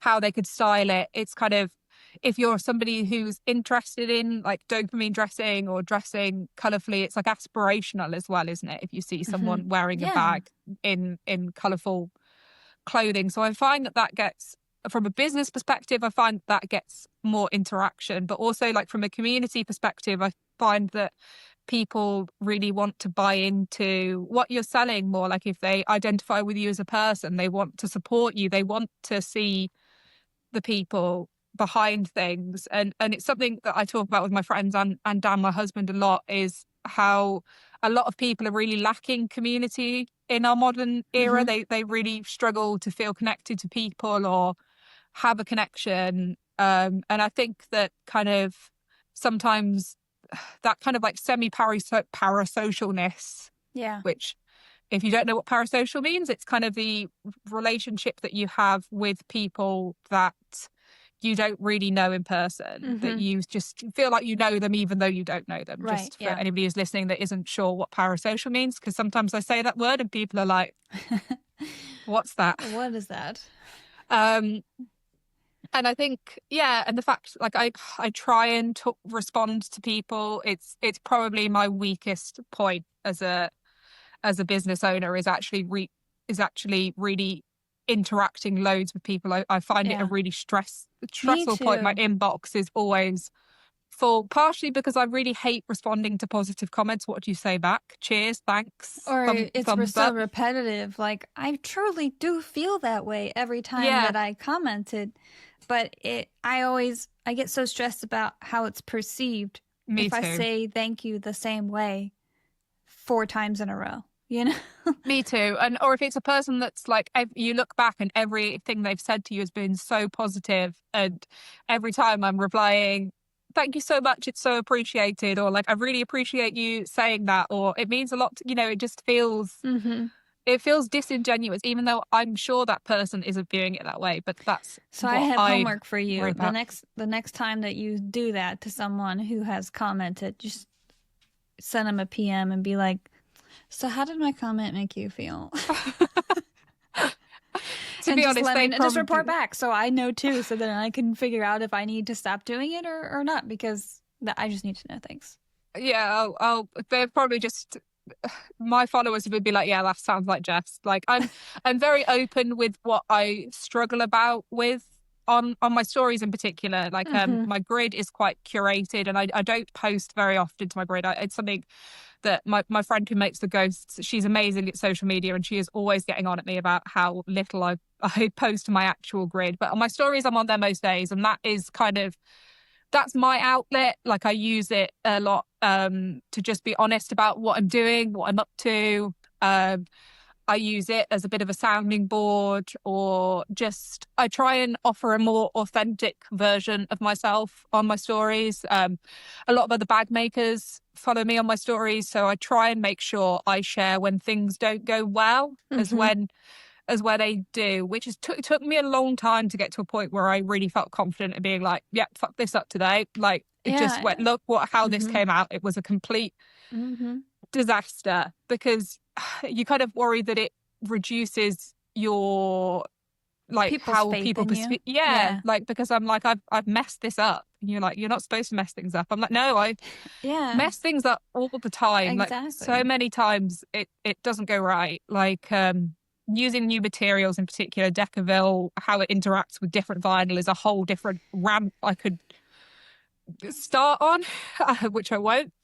But so many times things go wrong, or I'll clip the iron on something or something, and I really try and make sure that other sewers see that side of things too, because I don't want them to think that I'm perfect, or that, like, I don't make mistakes, because I make them all the time. Right. Sometimes I show how my bags look before I turn them, because I'm a really if someone isn't going to see it, I'm very not tidy with my sewing. Like, the end product would always look pristine and crisp, but if you saw it in production, you'd be like, this is going to be the tattiest looking bag you've ever seen. Nope. Because I'm not the tidiest of so I try and show people all those things. I think that's good. It adds a level of, you being genuine to an authenticity to your content, which is, I think that as a whole, this is my tinfoil hat theory, the whole world is, in the last 10 years, we've gotten such a curated bunch of social media and media and advertisement and everything, that we've just gotten away from that. I've always been someone who's very authentic on my social media. If I don't want to post, I don't post. If I want to point out that I made a mistake, I'm going to be the first one to do it. Believe me, I don't want nobody else pointing it out first. Believe me, I will tell you that there's a wrinkle in that bag that I cannot get out, But I think that people really crave that with all of the disingenuous and inauthentic stuff that they're fed every single day. You know, we crave that. And I think that people like you kind of serving that up to them, the reality versus the, you know, whatever fantasy world that they think that they want to see, you know? Yeah. And people want to see the process. Like, if you think about like the videos I love to watch, like I love a soap making video or Hmm. like a pottery make. I love to see the process. And I Yeah. think people are really interested Yeah. in seeing the process. Like the videos that do best for me. And I love your ones where you do the same and are showing the sewing Yeah. process because people are really interested in learning things and seeing how things are Yeah. made. And And the people watching you do it. Yeah. absolutely. And I see some amazing bag makers out there that, you know, I've had conversations with some of them that like I just don't understand like why things are selling for me. And I think a lot of it is that they I'm trying to think how to say this without um Just say it and hurt their feelings because it'll be more impactful. it's because if you go to like the page, it's just all bags. Like I don't know who the person like I want to feel connected to the maker when I'm buying something because if I'm buying an artisan expensive product, I want to know the story of the person who made it and be able to carry that around with me and carry the story of the person that made it That's totally around with fair. me because, you know, otherwise I could just go and buy something, another beautiful bag from somebody else or from someone like from a store because to me, I really value knowing the story behind the product and the person behind the product and what I'm investing my money in and what are the views of the person that I'm investing my money in and you know how do they conduct themselves Mm-hmm. in the world like my like money speaks, doesn't it? Like so Yeah. if I want to know that my money is speaking the way that I want it to speak and I want to know about the person Yeah. behind, especially when I'm making such an investment, I want it to be into something that I can really get behind, if that makes sense. Mm-hmm. And like I think that there is a reluctance and I really get it, the reluctance to put yourself out there. Like I Yeah. understand why that's such a hard thing for people to do. But I think that once you make the leap, that that's when my business really took off for me was when I Yeah. really started putting myself at the front of things. And I know it's not for everybody and I'm not Yeah. advocating for it for everyone. Like I understand that social media isn't for everybody and or putting your face out there isn't for everybody. But I really think there can be a lot to be gained from it from a sales perspective, but also just from a community perspective. Yeah. Yeah. I see both sides of it. I see that it's I really understand. tough to, you know, like for the intro and outro for this video, it's gonna take me 20 minutes and you're gonna see 3, 4 of that. You know, like it is tough to kind of put yourself in front of the camera. It's tough to engage, you know, there is a learning curve that has to happen. There is you just have to do it afraid. You just have to do the damn thing. And eventually it becomes easier. It's that exposure therapy. But it's even have you ever seen me model a bag? Very rarely. I do it, so that's part of the reason why I started doing my lives at the end of every month for, on YouTube is because I just felt like I needed to have more of that connection with my customers. And my customers, 99% of them are buying patterns. They're not buying my bags. And so I needed to have that connection. But even still, when it comes to selling my bags, that's tough. When it comes to doing the reels that I do, even that's tough for me to put myself in there. Most of the time when I'm selling, I look like a homeless person. So like, you know, I'm a sewing room goblin 99% of the time. I'm not made up in a way that I ever want to be presentable to anyone. You know, you were privy to my homeless parents this morning. You're welcome. But so I understand that it's tough, but it really does make a difference. It's because it's again, it goes back to the whole authenticity, that connection, that reality, you know, there's this person that looks like me. And I would love to feel confident enough to put myself out there in some ways, but and I can in some ways, but in other ways, I Can still I can't get there. interject something about you there? Is that Yes. you, even I think that maybe I've mispresented it by saying you have to show yourself. I think the way you write your posts Oh, I see. It's is personal. It's very much so, me, my business. yeah, Yeah. you get such a sense of you and who you are as a person and what things you value in bag making through the way that you I write see. and the way that you put yourself out there. Like, I don't I think it see. necessarily needs to be through a Okay. photo of yourself. I think it's just putting yourself at the front of the business. And I actually think that is something that you really do. Like, even by when Thank we you. call them I do too. Shannonisms, like when you have your little things that you've added to a pattern that are completely new and unique, and just the way that you write your posts out are just, I can hear your voice when I read them because Thank you. they're written just so in your own Yes. tone that I think that even without putting yourself at the front in the way of modeled photos Mm-hmm. or lives or whatever, you still are at the focus of your business. I think For that's what it sure. is, as I'm trying to say, is Okay. that you need to center Absolutely. yourself in your own business as much as the product that you're Yes. selling. And I Yeah. think you do that, but just Yes, in a I very do. different way to me, but that we're still having the same results from that. Like, For people are sure. buying into us, people are buying into the Shannonisms, the Mm-hmm. knotted threads, little extra touches. Yeah. Thank you. And yes, I definitely agree with that. Like if you're gonna post a bag, and it's like, here's this Tuesday tote for sale. It has X, Y, and Z on it. Yeah, It's available now. Ka-chow. Like we need more than that. Like yeah, I'm so happy. I had a hard time finding the color mat. Like tell them about why you made the bag. Tell them about what your absolutely. favorite part is. People might just breeze by it, but if they see that you say that your favorite part is just how this one little piece of this hardware lands in this one little spot, then they didn't notice that. Well, now they do. And now they're looking harder. Now they're looking for it, you And know? I've got the stats to prove that. Like, if I just post some bags, be like, this is what I've got for sale this weekend, like as a last ditch attempt to get a few people in, or being like, oh God, I haven't posted anything about this sale actually on my grid. That will be the slump of the month Right. post wise. That's stats wise will do horrendously. If I post a bag being like, God, this was so hard to make, like, or a video of me making it and explaining some of the process that went into it, that they will always do so much better than just a carousel of 10 bags being like, this is Mm-hmm. what you can buy. And even though those photos will be the same standard that Mm-hmm. the other post has, without that kind of thing for people to buy into, it's just another bag on your Right. feed of hundreds of other.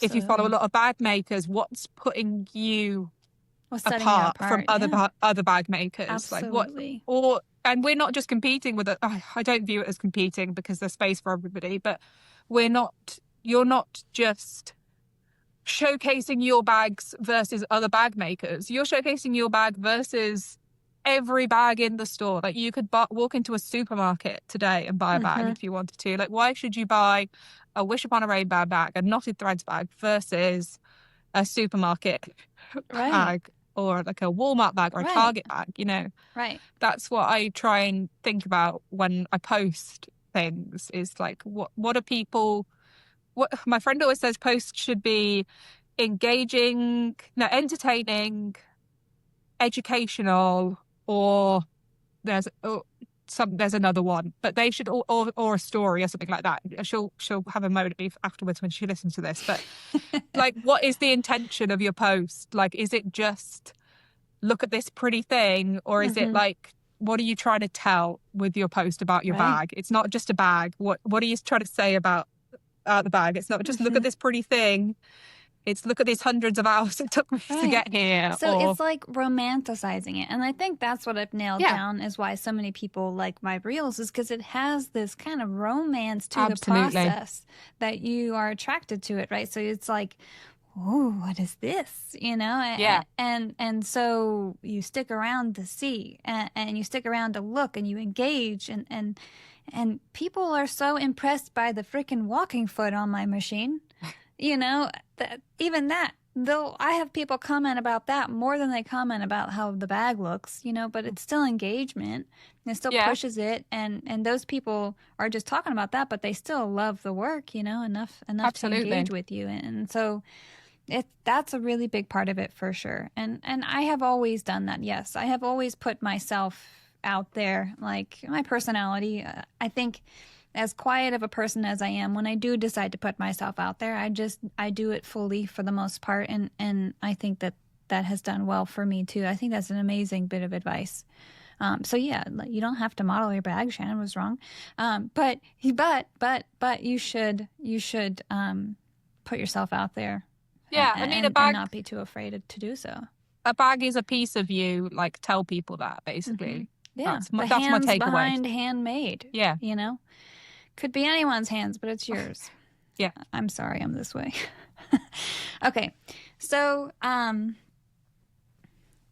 when I first started when I first decided to do the show, I had messaged you. I knew I wanted to have you on. I just love your outlook on life. Again, you're very thoughtful, very mindful, very kind, you know, and I think so far people have learned that about you. And one thing that I had, you know, you had mentioned that, you know, you would love to kind of go on a bit of a tangent about was the whole talent versus skill. And so I have a response to that. But first, I'd like you to tell me your opinion on it. So I have a lot of thought. I just hate when somebody I think my issue with it is when somebody reduces you down to just being talented. And don't get me wrong, I think talent very much exists in the world. And you know, perhaps I do pick up certain things about bag making quicker than others. I don't actually necessarily think that I do. But I think that when somebody just says, oh God, you're so talented, I wish I was as talented as you, it reduces the fact that I have spent so many evenings crying over a bag or throwing a bag out the window or trying 10 different types of interfacing or have a pile of bags in a cupboard that will never be sellable because they weren't up to standard. And I think when somebody just goes, oh, you're so talented, it can sometimes negate all of that work that I've done on it. Like, there are definitely talent exists. I don't, you know, I'm not an artist. Some people have a natural innate ability to draw more than I can, but I just sometimes grinds my gears a little bit how it reduces it down to just something that I picked up overnight rather than 7 years of learning, and I'm still learning every damn day. Yep. Humbled all the time. I love it. Humbled all the time, yeah. So I think that's what really grinds my gears about if somebody comments, you're so talented under my posts. Just always a thumbs up. Yeah. Great. Passive aggressive. Love that. Yeah. So I want to challenge you a little bit. And so for people who don't know about this kind of concept of talent versus skill, I'll give you a little bit of, this is more for them, less for you. But so talent is something, let's say, you're born with, and skill is something you develop over time, right? So if you're born with essentially an innate talent for math, like my son, or a drawing, or I would say that, I don't know if I mentioned this in episode 1, and you could tell that our conversation was on my mind recently because I had brought it up in episode 1 where I said, I'm not sure where I stand on the whole talent versus skill thing. Yeah. But Dorothy definitely has a talent. And I think that her talent is more about being able to just envision some form of creativeness and then make it work, like figure that out at such a young age. That is crazy. And that isn't new. She's been doing that for so long. I think that there's a lot of things that revolve around that, right? You got to be in the right environment. You got to be around the right level of positivity and encouragement and things like that to further hone and enable that talent. But sometimes you don't need any of that. There are people who have this talent and you can't stop them. And I love that. And so, but then there's also when that talent finds the skill that they can hone, that's when they shine, right? And so I remember you telling me about how, like, it really grinds your gears, like kind of frustrates you. And yes, it essentially is a bit dismissive of all the hard work you put into it. And so here's where I'm going to challenge you and give you a little bit of a perspective shift. So earlier in the conversation, we talked about meeting people where they are. And so I think what happens is that you know personally how much work you've put in to your state where you are, right? None of this comes very easily, and none of it comes quickly. This takes time to build up on all levels. But when people say that, what they're doing, what they're verbalizing is different than I think what they're actually thinking. And I've thought a lot about this since our conversation. It's been in the back of my mind a lot. And it's that people cannot put their finger on what it is they love so much. And so I think that you do have a talent. I think that if you were to sit down and say, what are my strengths? Well, in my opinion, strengths are your talents. Like, that's another word for your talents, right? Oh. That's what you find that you do best. And why do you do it best? Well, probably because it's one of your talents, but you have developed the skills over time. So you have found that really wonderful balance where now you're on your path, you know what you're doing, and you're allowing your talent to shine in a way that people have no idea what the hell it is that about your make that is like shouting at them that they love it so much, but they just have to tell you that you did such a great job. That's a really good way of looking at it. And so they don't know that, oh, it looks so good because the colors complement each other so well, or that the layout has a great amount of negative space that is balanced so much. You know, like they may not be able to pinpoint exactly what it is that they love, but they just see that there's some level of talent in there and they're recognizing it. And so I thought maybe you'd like to hear that. And maybe... Yeah, that's a really nice perspective. You could still give people thumbs up, though. And I'll laugh every time I see it. Yeah, I think that's probably right. And I think some of it probably comes from like like it's that imposter syndrome, isn't it? That we all talk about. Absolutely. And that we all are like, well, I'm not actually naturally very good at this. I've just worked really hard on it. Like I'm not actually a good sewer. Like I just make the same things all the time. That's what I always say to Dan, is that I'm not actually that very good at sewing. I only just make the same bags all the time. So I'm just good at those bags. I'm not actually good at sewing. I can just make the same bags. Like that, I think that's what it comes down to. So that when somebody says, oh, you're talented, I'm like, but no, I'm not a good sewer. I just worked hard on it. I'm not good at sewing. I just am, when I got my mind set that I'm going to learn to do something, then that's what I do. I think that's what it boils down to. And I think you're probably right in that people see something unique and different, and then they're like, well, not everybody's doing this, so you must have a talent for it. And right. That's a really lovely way of looking at it. Yeah.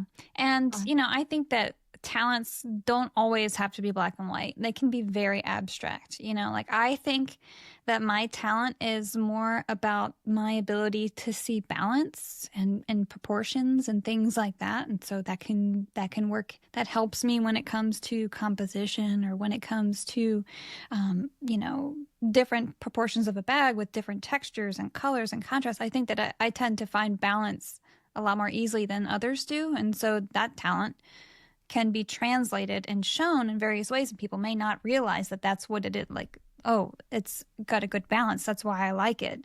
They just see that it looks nice, and so they can't define it in the way that we can because they just don't have the words. I think it's very similar to like when somebody talks about their mental health. Some people don't have the vocabulary yet because they don't understand it deep down.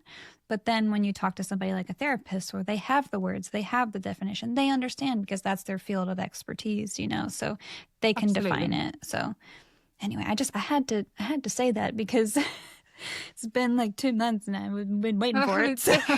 I was interested to hear what your take on it was going to be, because it's a debate I've had with a lot of people on the talent versus skill, and where does the talent end and the skill begin, or like and with you, I think like color combinations is probably one area which like I do have more of a natural talent in than I do at sewing. Like I don't think I will ever be the best sewer in the world. Like I'm never going to be the best Nobody has sewer. To be.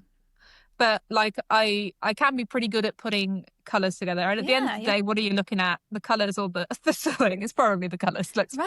And you can be the best sewer in the world, and if you have picked an awful combination, nobody's looking at it, are they?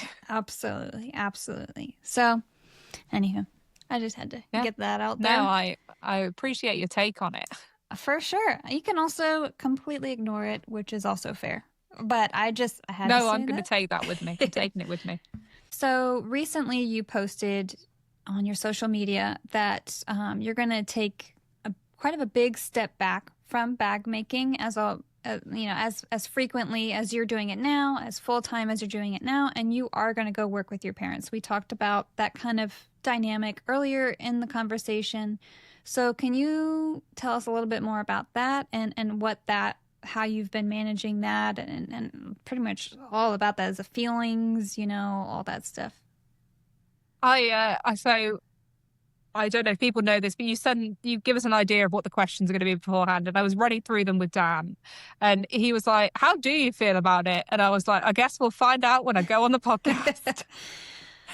So, how do I feel about it is a great question. It's got to that. My parents are older. Like I'm 32 this coming year. They're like in their mid-60s, and our family business is very entwined in our way of life, and like it's just coming to a point where they can't run it by themselves anymore, and there aren't really a lot of options other than me stepping in. My brother lives away, he's got a very successful job, and I'm here, so I'm the oldest child as well, as often is the way.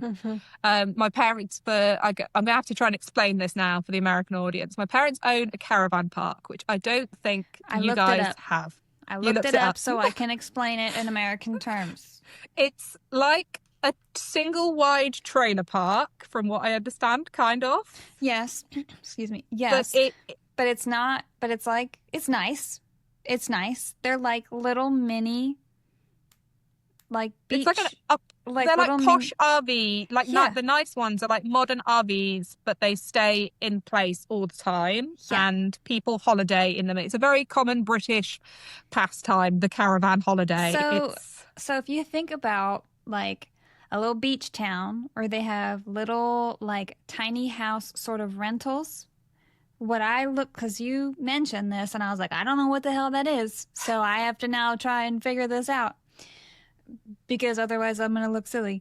But so it's kind of like, imagine for those of us in the U.S. who have went to some sort of beach town. I'm thinking like where I'm from Delaware. Thinking about down in Rehoboth Beach, there are these tiny, they look like the half of the size of like a single wide trailer. They're not as long always. Sometimes they're shorter, and they've got these cute little like porches or whatever.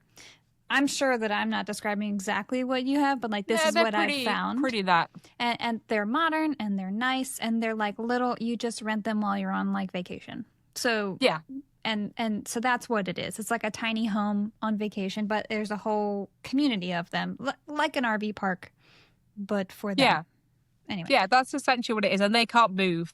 Once they're in place, they are there. And that's been my family's business since the 60s. That's like how we've got to where we are today, I guess, I'd say. And like, it's given me a really great life. Like, there's a reason that I'm able to, like, I would never like deny my privilege that I could get away with making less than £12,500 a year. And it's partially because of the life that we've lived through the caravan park. Like, I owe a lot to it, which is part of the reason why I'm taking a step back. And I have in some way, I feel a real sense of relief over this in a way. Like, I think back to when I started bag making, and all the big names that I knew back then, other than Nikki. Like, I've always known Nikki as being like a there person in the community, a pillar. like, existing, making her things. I don't think the photo spot that she's made has taken her photos on has changed. I don't think her lighting has changed. It's incredible. I love it. Like, whatever year it is, she's there making her things. But she's so reliable. I love her. She is, consistent. So many of the other makers that were huge when I started just disappeared one day because they got burnt out and they just couldn't do it anymore, which I get. And for me, being able to take a step back when I'm not at that place feels like a huge victory in one way. Yeah. Like, I'm always going to be making, and I will always make to sell. Like, Wish Upon a Rainbow isn't going anywhere. Like, it will always exist and is going to continue to exist. I own too much stuff, Shannon, to walk away from it.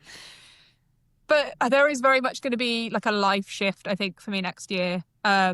And I don't know what that's going to look like. People keep asking me what that's going to look like. I keep getting messages from my customers going, "You've just released a new collection and you only sold it once. Are you going to sell it again?" And I go, "Yes, I will sell it again, but it's definitely not going to be the 600 products I made last year," I think is what I was trying to brace people for. And I'm hoping that the time that I do get to spend in my office will now feel a bit more my own and not just like some production factory, which through the end of this year has kind of felt like, partially because being aware that I was winding down, you want to give everybody an opportunity to buy things. And like, I'm in a very blessed, I'm a very blessed position that people really want my things. And that's, you know, when other people are saying things are a lot slower and things are definitely slower, the fact that somebody would want my stuff is so insane to me that I just always feel the need to keep making and keep pushing myself harder and keep working 12-hour days, 6 days a week to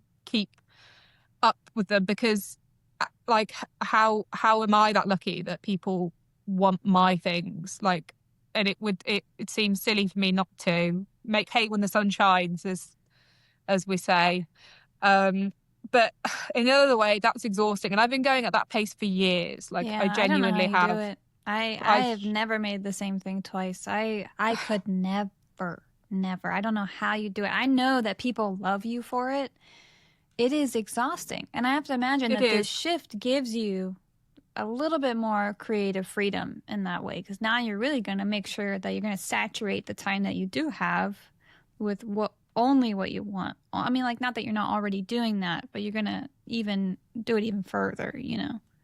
Absolutely. And I think also I just am hoping to get to be creative in my own time more. Like, I find that I just get home in the evenings and I have so many other crafts that I'm interested in. Like, I'm a really keen crocheter. I like to read. I couldn't tell you the last time I did either of those things, because when you're creating all day, you just get home and I just scroll TikTok and ironically save crafts that I want to try another day, and that when I feel like I have the creative energy to do so. And you know, like, I am really blessed to be able to be creative all day every day at my job, but also sometimes it's not for me always that I'm being creative. It's somebody else that's reaping the benefits of that creativity.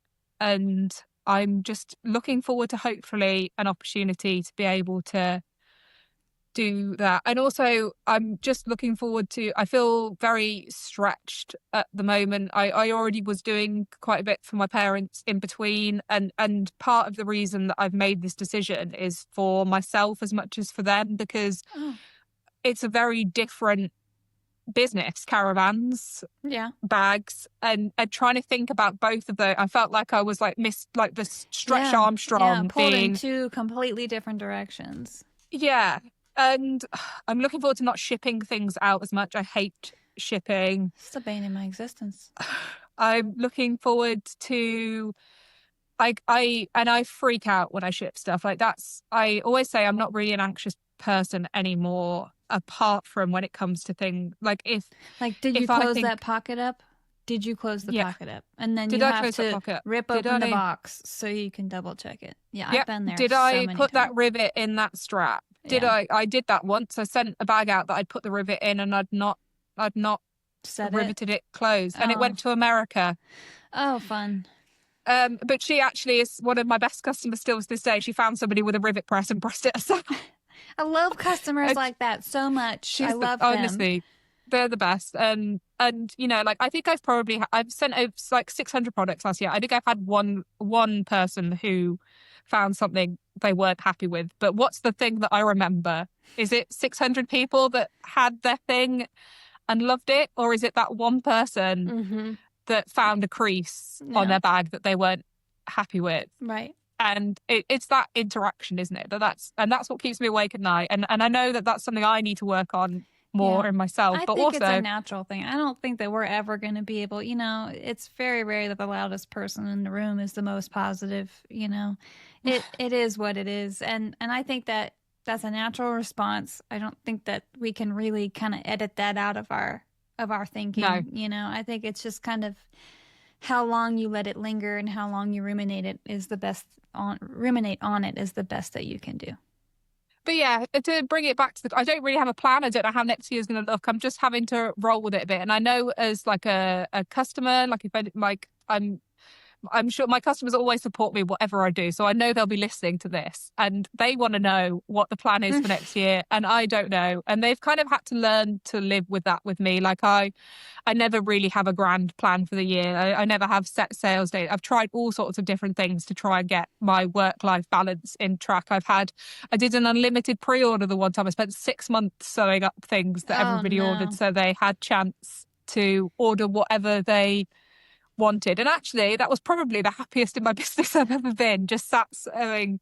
But I think that also speaks to the faith that a lot of my customers have in me, that they were able to trust that I would fulfill that after waiting for 5-6 months. Yeah. I've tried wait lists. I've tried doing custom pre-orders. I've tried doing ready to ship. And it seems that whatever option I take, it's that work-life balance that I know keeps coming up on the podcasts, and it shows what a like central part it is to all of us and the types of creatives that we are, that it's something that we continually fight with. Yes. And I'm hoping that this will perhaps mean that I am back to a bit more of a normal amount of work, because I've just spent 5 years working like a lunatic, to be honest. Yeah, I mean, 500 plus bags a year is bananas. It's bananas. I mean, that's tough on your body too. I mean, I have to imagine you've probably had overuse injuries or all sorts of stuff like that. I mean, like it's terrible on your shoulders, terrible on your hands, your wrists, your thumbs, all of those things. So yeah, I think that. Yeah, my right wrist I have quite a few issues with these days. Yeah. I'd like to clarify for a minute, it's not 500 just bags. That does include like small items like So pouches 500, and that's still yeah, it's pouches. not 500 bags with a strap. I think it was 300 bags with a strap when I categorized it all last year. Yeah. Still a lot, I just don't want people to think that I'm producing 500 bags a year. Okay. Well, 500 all right. things. Well, then that was just nothing, you know. Why didn't you make 500 bags with a strap? Okay. Well, I wish you the best of luck with that. I hope that you find balance. I hope that you find rest. And yeah, best of luck with that. I know that that's a huge shift, but I'm also so happy for you that it's on your own terms too, which is really, really awesome.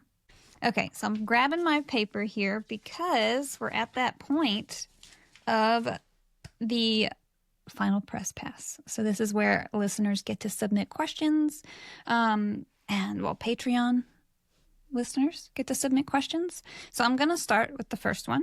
This is from Jessica A.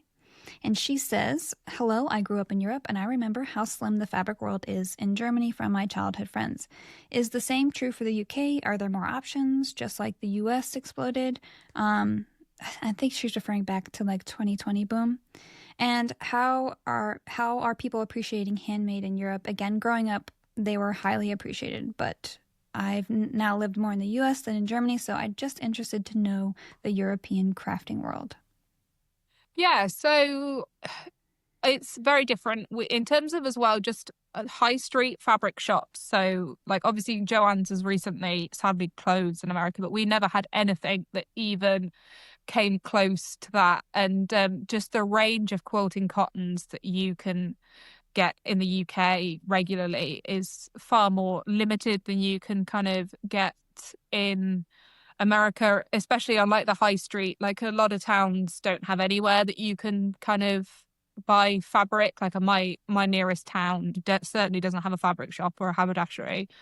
So that's definitely more limited than in America. And like we have some amazing fabric houses. I don't know. Do you guys have Dashwood over there? Do you have? If we do, I don't know about it, but I don't know. We have some beautiful fabric houses. I think they call themselves, with like art gallery prints. We get a lot of those, and we still get Tula Pink and things like that. But a lot of it you'd have to kind of buy online. You wouldn't necessarily be able to walk into many fabric shops tend to be smaller and very curated, which can be a really lovely experience. Yeah. But also it can be a bit more limited in what you're trying to buy. I think we already mentioned that, there's only a few custom fabric shops in the UK, and pre-COVID there was only really one, I think, that existed. So there definitely was like a boom in it during Okay. COVID, but far less, I think, than in the UK. Far less in the UK than in the US. And in terms of what was the question, how did people appreciate handmade? Essentially, yeah. Like, Yeah, how are they appreciated over there? yeah. Well, if I tell people I make bags to start off with, they're like, "Oh, that's cute," and then you Yeah. show them a bag, and Great. then they're like, Enjoy your "Oh." tote bags, right? Yeah, they're like, "Oh, you make Yeah. Mm-hmm. bags." So I Yeah. think, I have had the exact same experience many times, so I totally get it. yeah, so I think that it is probably quite similar in a lot of respects on that sense.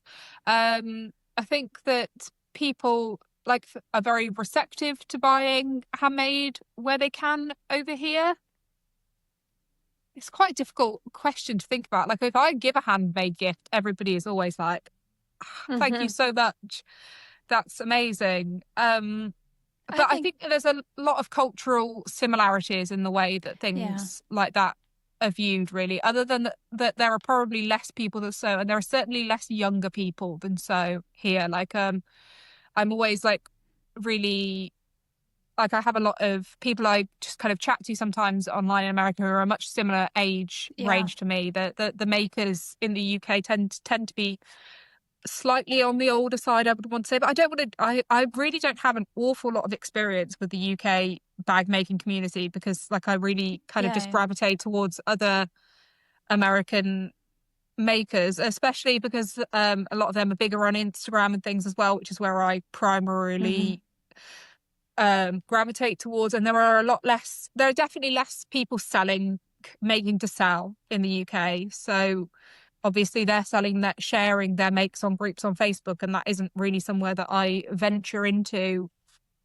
very often. So I definitely don't have as much experience on that side of things to be able to offer a contrast. No, And I'm that sure somebody will listen from the UK and be like, no, this is all totally wrong. And I'm sure it is on their side of the internet. But on my right. side of the internet, I see a lot less from Right. UK I was makers. gonna say, when you said earlier that you don't really engage with a ton of the UK bag making community as much, you just have your group of friends that are crafters in the UK, but not all in the same line of crafting that you do. So that's fair.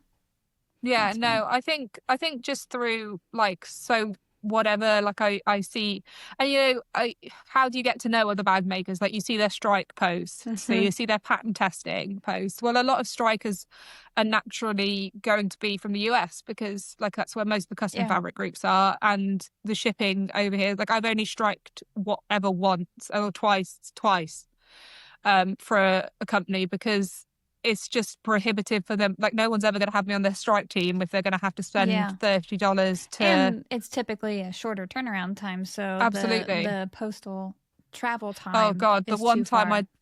the one time I did test. It was for backstitch and it was for a round, and I was so honored they asked me, but it was for a round I absolutely would never ever have Which one? used the fabric for. Which one? It was for squishmallows. That was the one where they had, was that the one where they had a bunch of the like, It was it was a bunch of random Minecraft. stuff? It was Okay. gamer Okay, themed, okay, yeah. which like, but I got squishmallows, which like I made it work. But I got back from Florida the day before, 2 days before I think my test. They knew this before they agreed to test, that agreed to have So me. did you get it while you were in Florida? Did you pick it up? No, I didn't. They That would have sent made it so out. much more sense. I know it would have done, but I got home and then had to sew up this bag. And the bag it's not lined. My pictures look like it's lined. The bag is not lined.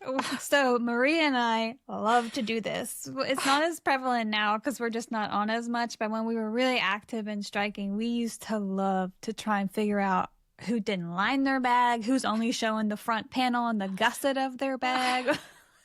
It was That was our me. It favorite was thing. me because you had to make two bags as well to post, and I Hmm. literally I was jet lagged, and I was like, I've got to make these because the backstitch have asked me, and they'll never ask me again. And yeah, I had to whiz it up. So that's the only time I've ever I've ever actually striked with material, And I it think, was for anybody. stressful as hell. Poor you. Yeah. And it wasn't a print that I've still got the rest of that fabric and that half finished bag in a It's cupboard somewhere. okay to throw it away.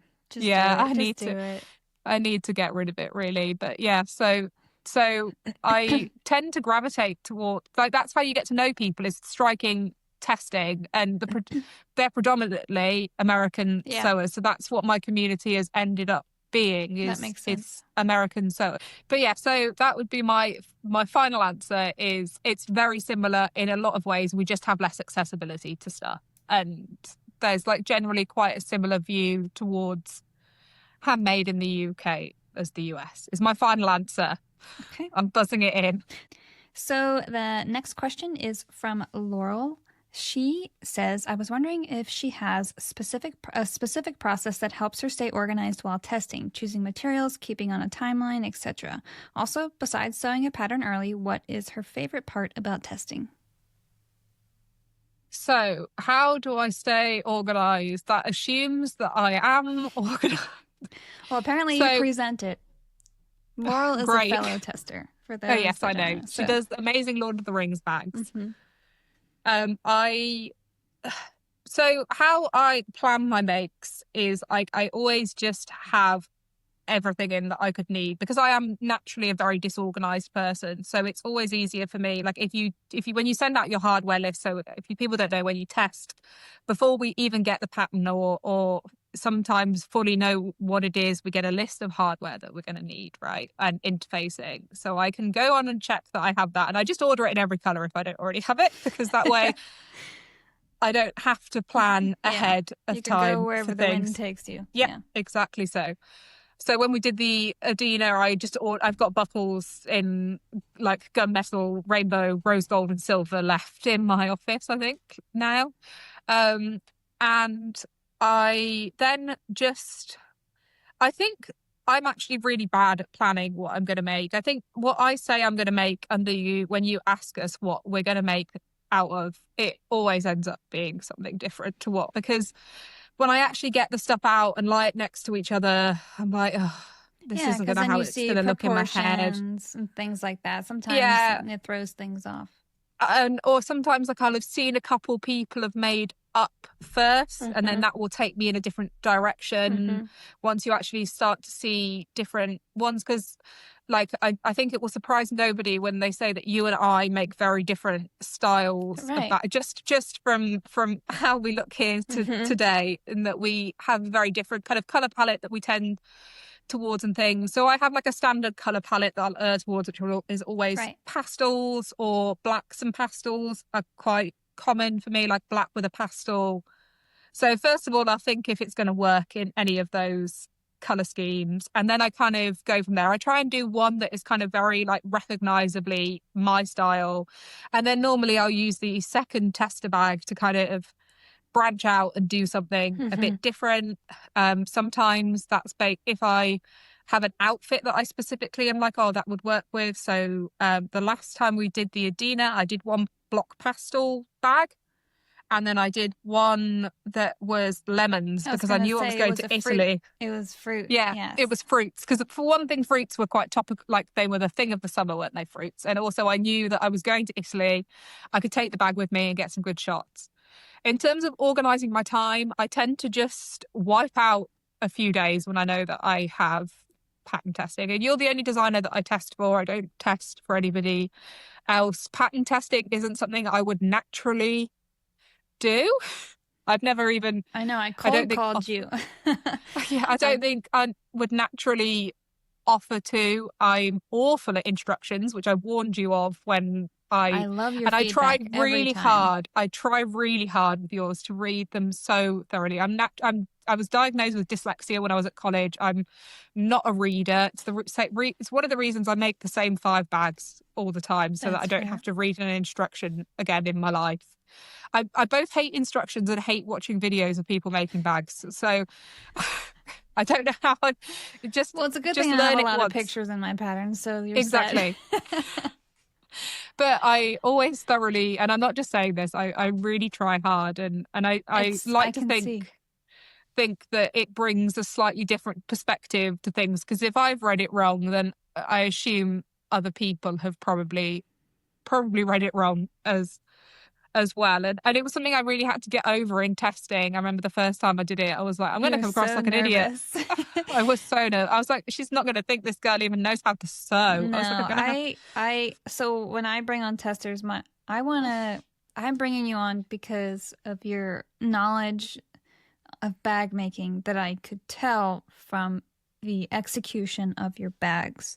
How you communicate that, how well you read the instructions, if you can pinpoint every missing period that I forgot or whatever, that's not really the important part, like I have a proofer for that purpose, but can you make the bag as I wrote? And what do you think is lacking and things like that? And so it's your opinion that I really want. If you find those technical things, absolutely, I want to hear them. But to me, it's your brain that's most important to me. And I have valued that every time you've been a tester for me. And you're welcome back every single time. Thank you. I might have to have you take some holiday days for the next test, whenever that may be, now that you have a day job. But, That's fine. I remember I just felt when we did, I don't know if anybody knows the struggles that went on behind the Adina scenes with... It's been brought up in some of the lives, but yeah. When I was like, you were like, did you like it? And I was like, I do, apart from this bit here with the wrinkles. And then we had to, I lost sleep over that, Shannon. I really did. I was like... I mean it when I tell people, like, it's, it is my job to manage. Like, if I didn't want negative feedback, then why would I have a test group, And like, yes, it stinks to be the bearer of bad news, but you brought it up, other people confirmed it, and then I was like, all right, noted. We got to fix this. We fixed it. We moved on with life, and it's okay. I would much rather do it then than do it when it was released. 1,000 times less embarrassing on my end of things, right? And I never... It was frustrating because it was a lot of extra work. I had to rephotograph the whole bag. I had to reorganize the whole layout, which means shifting text boxes down 60 pages sometimes, But it was worth it. And having you there and your feedback and your willingness to give the feedback, even though it was probably frustrating and even not frustrating, it was probably nerve-wracking. And even though you lost sleep over it, I value it. I would have never wanted it any other way. So I'm pleased. And it was like the revised version was like solved all the problems, didn't it? We got there. Yeah, I was just like, right, I guess I'm going to have to say it. I did not like this part. That's like, I don't want people that are just going to tell me things that are going to make me happy. Like, I get enough of those. Everybody's going to compliment me at some point, like, great, thank you. I love that. I love all the compliments. I'm not diminishing the compliments. I'm just saying that, I need both. So I'd always give you, like, what do they call it, a shit sandwich, where I'll be like, I love this. Wasn't so sure on this, but this bit was, you explained it great, but I wasn't sure on it. They help teach you that in art school. To like, you got to make sure you give the compliments with the criticism too. So that's a little bit of a softer blow. So this question is from Tara V. Where does she get the inspo for her bags? They are all so unique. Oh, that's nice of her to say. Thank you. I think a lot of my inspiration comes initially from what would I want to wear. Like in particular, some of the bags that people have liked the most are because I've had an outfit that I want to wear to like a Disney park, or I just have an outfit that I want to wear generally. And I'm like, right, what bag can I wear with this? Like, what's going to really showcase that?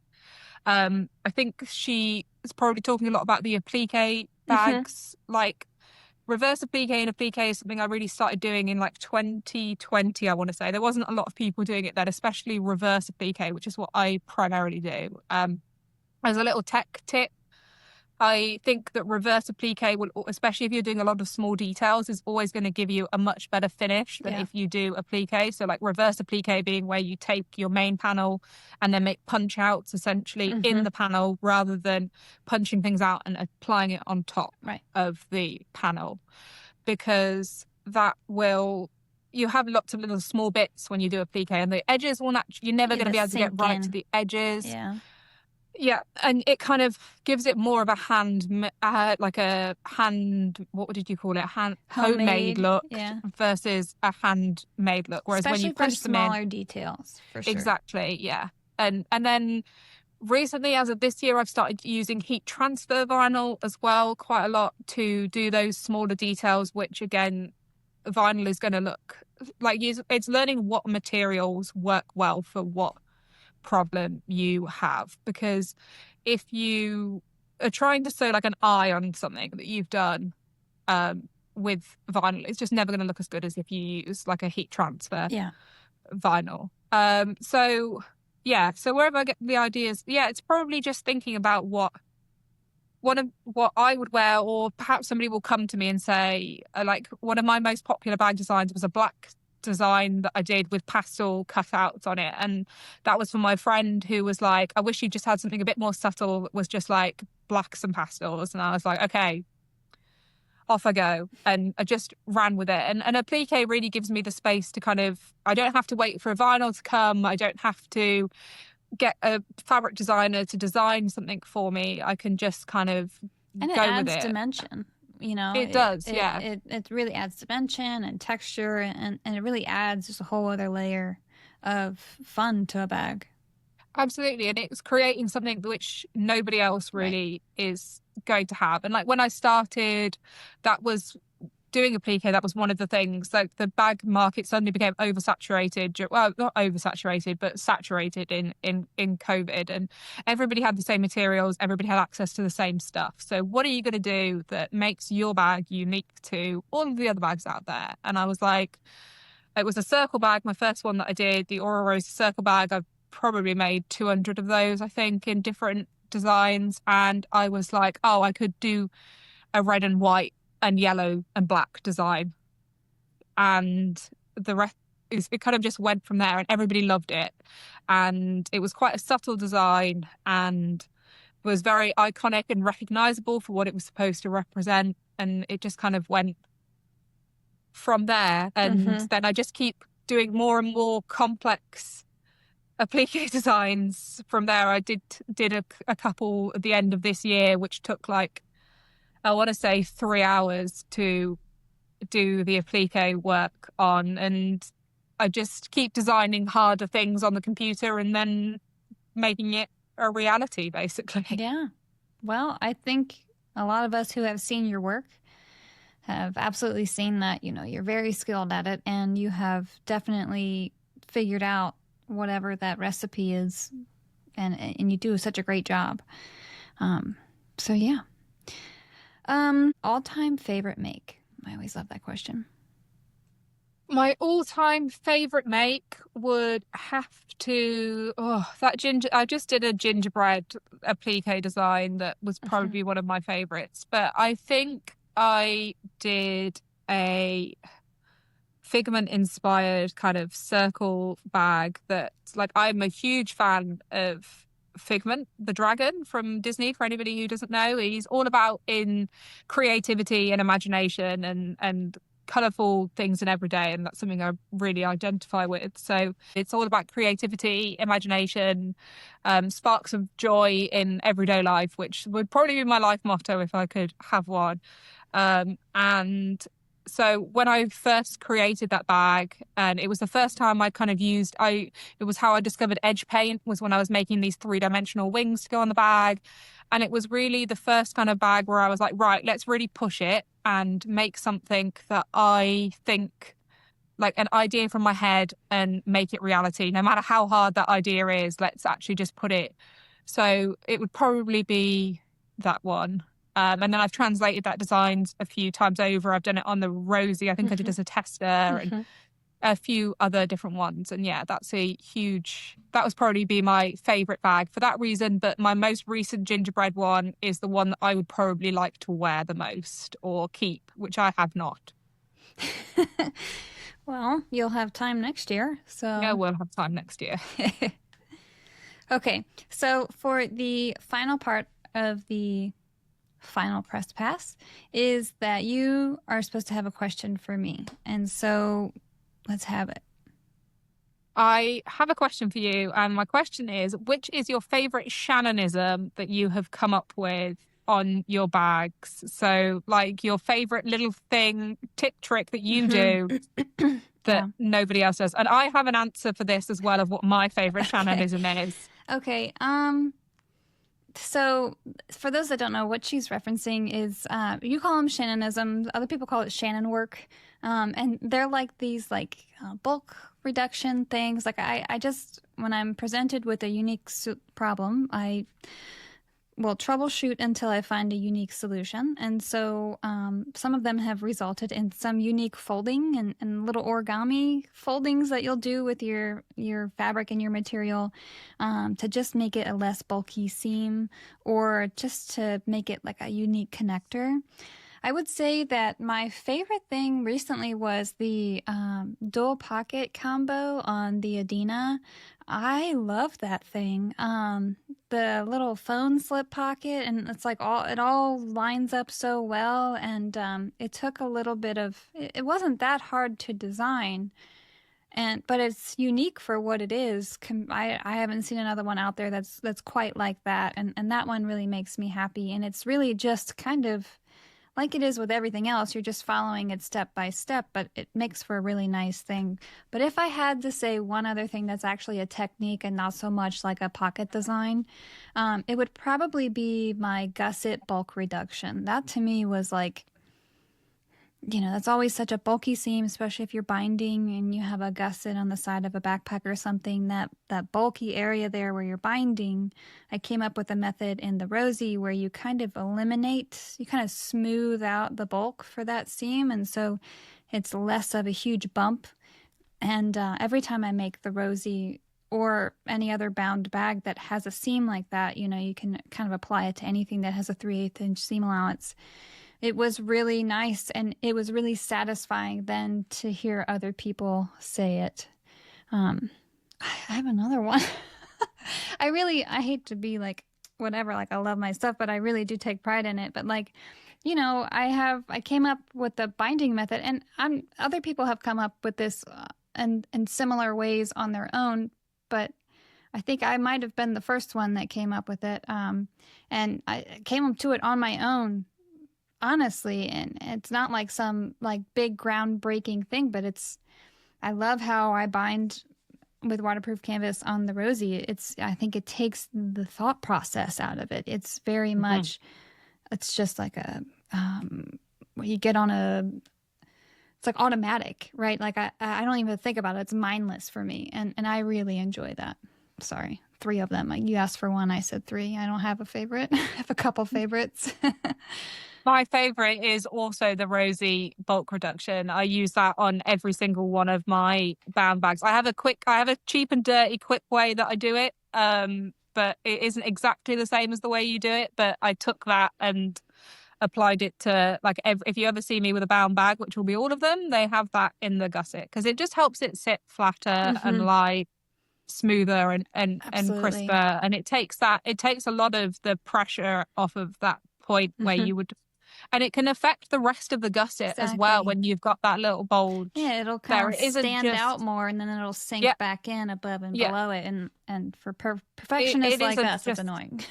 Yeah, it isn't just a bulk thing. Like I would recommend it to people, even if your machine my machine wasn't struggling with it, but it still makes such a difference to having just a smooth continue. So go buy the Rosie if you haven't, and apply that to everything because it's a 10 out of 10. Thank you. It's people. A lot of people tend to skip bulk reduction stuff. And I also tend to go with if Nikki says it's important, right? She's my compass. And, when she tells me something is good, I'm like, yes, I have made it. This is great. I love it. But she, she also says this as well, and like that's why she's also a firm believer in some of my Shannon work, is that bulk reduction is not just for your machine, it's for your bag. It Yeah, makes it look better. It makes it look better when you don't see this huge bump of material in the middle of the work where you just don't feel like it belongs.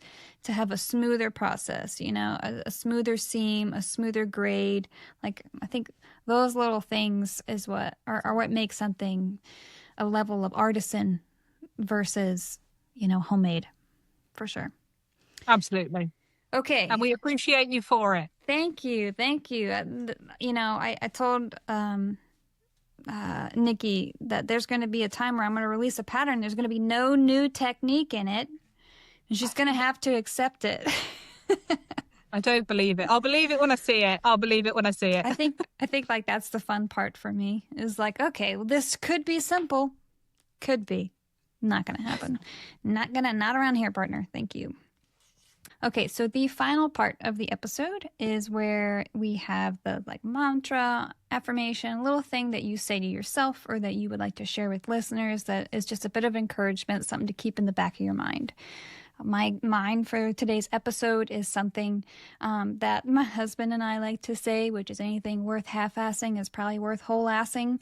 So, just essentially do your best whenever you can. Firm believer in that. So that's why I just don't do some things because I know that I will half-ass it. So what about for you? Do you have anything to leave the listeners? So I messaged Lauren because after I heard you say this on the first episode, I was like, right, I've got mine. And then Lauren literally said it like straight away, one step at a time. Like I have it embroidered on the arm of my jumpers saying, Oh, one step at a time, like with my comfort, because I'm just exactly word for word what Lauren said. Insert it here about just viewing the whole problem, and actually no, I just need to take it one step at a time. But I have another one because I okay. literally messaged her. I was like, you stole my phrase. I was going to say one step at How a time. dare her? So I think mine would be sometimes you've just got to go with the flow, like and be like just and with that I mean like take it one step at a time, but also don't be afraid to change your plan, give up on something. Like there is no shame in saying, actually, no, this isn't for me. Like we're always taught not to give up, but sometimes it's the right Right. thing to do, or just go if something's working really well in business and it wasn't your initial plan, just go with it. If it isn't working and you need to change, just go with it. Sometimes you just got to go with the flow. Yep. So that's going to be mine, and one step at a time. But obviously, Laura's already done that. How dare her? She's I going to know. be tickled though, because I told her last week that we were having she was like, my jaw just dropped. She goes, I am so excited. She's also a big fan. So she's really excited. She's tickled. Yeah, no, I'm sure she's sorry that she took your phrase too. Yeah, no, she was like, sorry, sorry, not sorry. So yeah, that's what I'll end on. So I have it here in big caps. Friggin' socials. Don't forget that again, Shannon. So where can people follow you and see your work and all that good stuff? The main place you can find me is on Instagram. I'm a Wish Upon a Rainbow, and I have 99 at the end because I started a business before finding an Instagram handle. So I'm Wish Upon a Rainbow 99. If you want to get in touch with me via email, I will always respond to my emails. I'm pretty good at DMs these days, but not always great. Is Wish Upon a Rainbow 99 at gmail.com. I have a TikTok. I don't really use it. That's also Wish Upon a Rainbow 99. And if you can follow my personal account on Facebook. I know some people do that. If they ever see my posts, you can like follow a person, or just add me as a friend on Facebook. I only use it to post on groups. So I'll accept any friends on Facebook. I'm just Jess Powell on Facebook. If you ever see one of my posts, feel free to follow me or add me as a friend, because then you can just see if I ever do post in groups. But Instagram is always going to be your best bet on where to find me. Well, awesome. Well, thank you so much for joining the show. I have had an absolute blast chatting with you for the last 2+ hours. Thank you for giving me that time. Like I Yeah, said, I sorry. know it's really busy for you. No, I'm grateful. My husband calls me the yapper in chief, so I think I've lived up to that today. Well, Dan, I would maybe challenge her for that title. So, but again, thank you so much. I appreciate your time and your vulnerability and your honesty. And truly, I cannot wait for Nikki to try out the trick on the vinyl. I have been just waiting so I can text her right away. So, thanks again. Oh, that's great. Thank you so much, Shannon, for having me. And thanks everybody for listening. Yes. So I hope all of you haven't lost too much faith in me with the lack of knowledge that I have when it comes to taxes. That's why I hire someone. All I know is that here's my numbers. Please tell me what I owe, what I don't owe, and what all that means. But please know I'm never going to understand it. Yes, that was fun to edit. In this episode is just seeing how little I know. What's funny is that after I re-recorded this, I mentioned it to Alex, my husband, and he was like, "Oh, you mean this?" And I'm like, "Sure," which is hilarious because I still don't know what he was talking about yet. Here we are. So, love that for me. With all that said, though, I really hope that you enjoyed Jess. I mean, she is absolutely amazing. Not just her insight on running her business, but just on expressing herself as a person and her generosity and kindness towards not just how she acts with others, but how she thinks about them too. And so, please follow her. Her makes are amazing. They're very unique and so extremely well executed. So I really hope that you follow her, potentially be a customer, yeah, and just support her in any way that you can. And so before we get into the Seam Society shout outs, I just wanted to wish everyone a happy new year. This year was hard for a lot of us. And I know that a lot of us struggle to find the energy, to find the creative piece of ourselves that we know we've had before. And I know that the future is very uncertain, but I just hope that people like Jess, people like Olivia, Nikki, Nico, and Lauren in these episodes, and in this show have given you some form of encouragement and inspiration to just keep making, just keep doing. Someone is at the front door. That was my doorbell. And to just keep doing the damn thing, which is a term that I'm going to run into the ground, but it's okay because it's important. And I hope that all of this gives you just that boost that you need and to just keep making, keep creating, and keep inspiring others because it truly makes a difference. So now we can get started with the Seam Society shoutouts. Tara V, you will not break me. Jessica A, I have to know, are you for the Horde or the Alliance? Hua Bang, thank you so much for supporting this damn thing. Nicole H, thank you for supporting the show. Olivia C, thank you so much for supporting the show, being a great friend, and being such an amazing fur mama to who is now the late Yuki. I know that you loved her so much, and I am so sorry for your loss, and may she rest in peace. Stacy K, thank you so much for supporting the show. Jabby S, I think it's time to invest in a second home right outside of Disney because you are there so often, and I just love that for you. Greg H, thank you so much for supporting the show. Laurel Z, thank you so much for supporting the show, and I hope that you're having a fantastic time on your vacation. Ash, thanks for being such a great friend, and thanks for supporting the show. Nyasha J, thank you so much. And as you've learned, I can't stop nor will I stop. I only wish I would have started correctly. Sam W, welcome to the Seam Society, and thank you so much for supporting the show. I hope you're ready to go chop some flow trees the next time you're on Palia.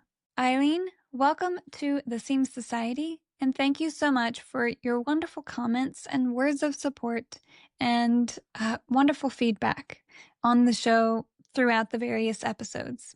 Thank you so much for supporting the show. Jess P, Welcome to the Seam Society, and thank you so much for your absolutely amazing vulnerability and honesty in this episode. Thank you so much for supporting the show and me. So that wraps up the first episode of 2026, and so thank you so much for listening. Reminder to rate, review, and subscribe. You can watch the show on YouTube. All of those engagements matter. They make a big difference. And if you can, consider supporting the show through Patreon. Thank you so much, and until next time.